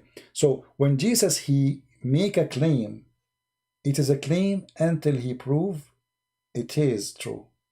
And he did. He did what nobody can do. Resurrecting people from death, making the blind see. I mean, he ordered the nature. One word of him, it's a must. So there's difference between somebody claim, Muhammad claimed to be a prophet, and here we go, you agreed he's a liar. I can claim to be a prophet, you can claim. It's a good business, by the way. These days, I mean, this is the best business ever in history, always. Anyone want to make money, he can make himself a prophet. He will find some fools, and they will give him his money, and that's it. He will live like a king, and then he will start sleeping with the women. Jesus never asked for money. Jesus never have a woman.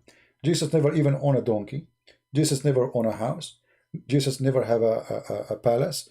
I mean, imagine you are in a now and before, nothing changed. If I can raise people from death, how many kings they will worship me and they will be under my command? I will be their boss forever. Because they will die, they knew it's coming. They have a person who will make them alive again. So he did not abuse the power. He was not seeking power, for he is the true God in this earth. So when we question how this has happened, well, God, because the Bible says, for God he loved the world. This is why he came to us. Not because he need to, but because he loved to. There's a huge difference. God did not create me because he need me. He don't need me. He want to share his glory with us. He wanted us to be happy. This is why in Christianity we have different form of speaking to God. We call him Father. We don't say, yes, he is God, but imagine our relationship is not about God. It's about children and their father. This is how much loving he is. And the Quran says, I created not a human or genie except to worship me. The Bible teaches different, totally the opposite direction. This is why you speak to the Father and you pray to the Father, because he is your Father. He is your God, yes, but he is not an evil one. He loves you. So when I speak about Jesus, I try to find the intention of this person. His name is Jesus. What he want from me? What he want? Did he want something from me? No. Did he ask for something? No. Did he ask for the fifth of the booty like Muhammad? No. Did he ask women, hey, give yourself to me? No. He asked you to be holy. He asked you to be loving. He said, love your enemy. I mean, everything he said is for the benefit of mankind. Nobody can question that. Love your enemy. I mean, imagine, my friend, if all mankind, they practice one sentence of Jesus, which is love your enemy. Guess what? We will have no war. We will have no thieves. We will have no criminals. We will have no death. We will have no people crying because people love each other. Just one sentence of Christ's teaching is the solution for mankind. Not the book. You see, just sentence is better than all the books in the world. All the book of wisdom. So Jesus did not fail. True. Jesus did not fail, my friend. We fail. We fail to love each other. We fail to be good to each other. In the Quran, go attack them, go kill them, go take their money, go etc. And then somebody will say to you, oh, and like in the Old Testament, there's war. We have to understand that those people, they are under attack too. The Jewish, they were trying to survive. But Jesus, he wants us to take us to higher level. Everything was to prepare for the coming of Jesus, to the point where he can say, love your enemy. And still after 2,000 years, people don't want to listen. People full of hate. Christians are not being Christians. Jewish are not being Jewish. Muslims killing each other. War everywhere. Corona, crazy stuff. Even people want to use.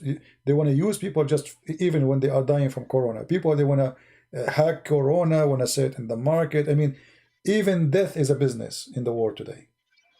So with the Messiah, we have a new life. And I invite you, my friend. You are a smart person. I invite you to the best I have. His name is the Messiah. I invite you to accept him as your Lord, as your Savior. And it's up to you. I will. You will. Do you accept the Messiah as your Savior? Yes. I mean to that. Hallelujah. A happiness today in the kingdom of God. We have our friends. Did you hear it, people? Praise the Lord. We have a child of God. He came back home. Don't think that Jesus is the winner. You are the winner. Don't think Christian Prince, he won a debate. I did not. You are the winner. I lost from my time, my friend, and you are the winner. I spend my night with you, but you are the winner. It's not me. And it's not the Messiah. It's you. I'm so happy for you. I say, and I pray that the Lord will bless you, bless your family. And if you need me to talk to them, I will be so happy to talk to them, and I will speak to them. I will promise you, I will speak to them very politely. Your parents, anyone you want. I will be happy. You can contact me anytime, and I will be happy to talk to them. And today, you are a new person.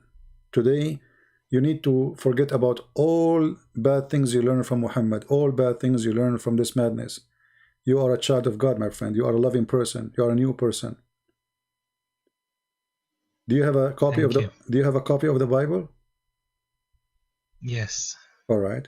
Well, I advise you to start reading from the book of John, and I want you to read. Let me tell you about how I read, and maybe I'm not telling you how to read. By the way, I'm saying to you how, let us take it from a brother of you. How I do things. Let us say. All right. I'm not going to teach you how to read, but when you read the Bible, don't read it as a story. Live the story. So you can imagine it. Imagine that Jesus is speaking. Imagine people they are around. Imagine people they are asking. Imagine Jesus is answering. And then you can live the story. And then you can observe it better. And you will find how amazing Christ's teaching is. Read, ask, learn. And the more you read, the more you will notice that you are learning more. Which means the same chapter, if I go right now to John chapter 1, after all those years, how many times I did read it? If I start reading now and I sit alone, I will find something new. The Lord will inspire me. The Lord will open my eyes. So I pray the Lord will open your eyes and he will inspire you and he will teach you, not me. No man can teach, only God.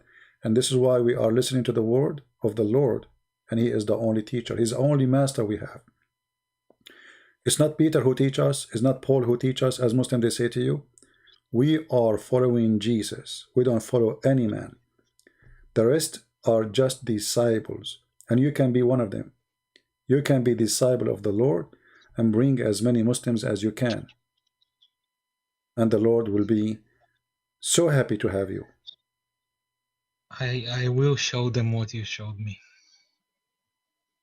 Contact me if they want to talk to me. If they don't want to go live, no problem. We can go on private. But if they want to go live, even better. And I promise you, I will speak to your family in a very respectful way. Even though it's very... My family is Christian. Your family is a Christian, so what happened?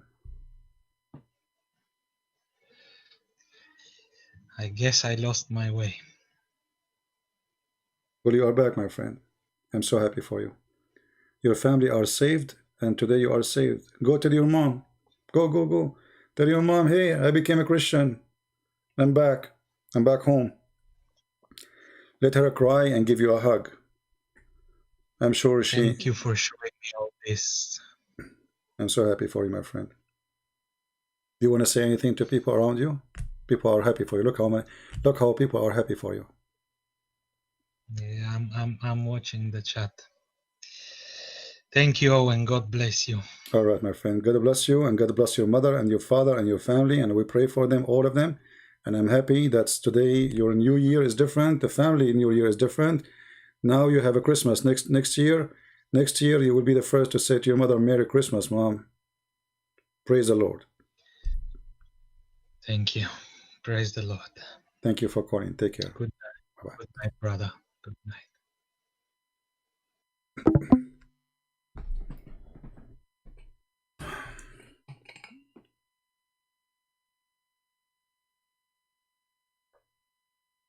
My throat is hurting me. I told you I don't feel good when I go live, but it's worth it. It's worth it. And I'm sure his mother, she will be very happy to hear that he is back to Christ, and he is saved, and he is out of the devil house. Pray for him that the Lord will keep him strong and will protect him and protect his family. And we pray that the Lord, he will bring more people using him to Christ. I apologize, guys. I cannot really stay long. My throat is really hurting badly. I wasn't going to go live today. I told you from the beginning I'm not going to stay long. I hardly can talk. Each time I open my mouth, it's really hurting. I think I have a bad throat infection, maybe. I want to say, you do your best. You don't know what you don't know what you would accomplish. You know, this brother, he called us. He was angry from me. He was upset from me. He was etc. But you never know. You never know. This is why the Lord, he chose fishermen. You know, he told us to be fisher, to go and fish. And our fishing is different. Is to save, not to kill. Is to secure, not to harm. So I'm glad that he called us today, and I pray that every day we will have more Muslims to call. They call us as Muslims, they hang up as Christians. And this is not the first time happened. We have thousands of Muslims who left Islam watching our videos. Some they left on air, sometime in private because they don't want to speak about it. Sometime even I don't know about them, and they say to me in the chat. So we are happy for everybody. And until we see you, if I am okay tomorrow, I will go live. Subscribe, join us. You can follow us in Patreon too, if you care. And until we see you soon again, I say may the Lord bless you, protect you, and keep you safe. And this is your brother Christian Prince. Wish you the best. And don't forget again to pray for our friend. We do not know his name. Pray for him. Who doesn't matter who is he. We pray that he will be a light in his house and for people around. Thank you, and God bless you. Take care.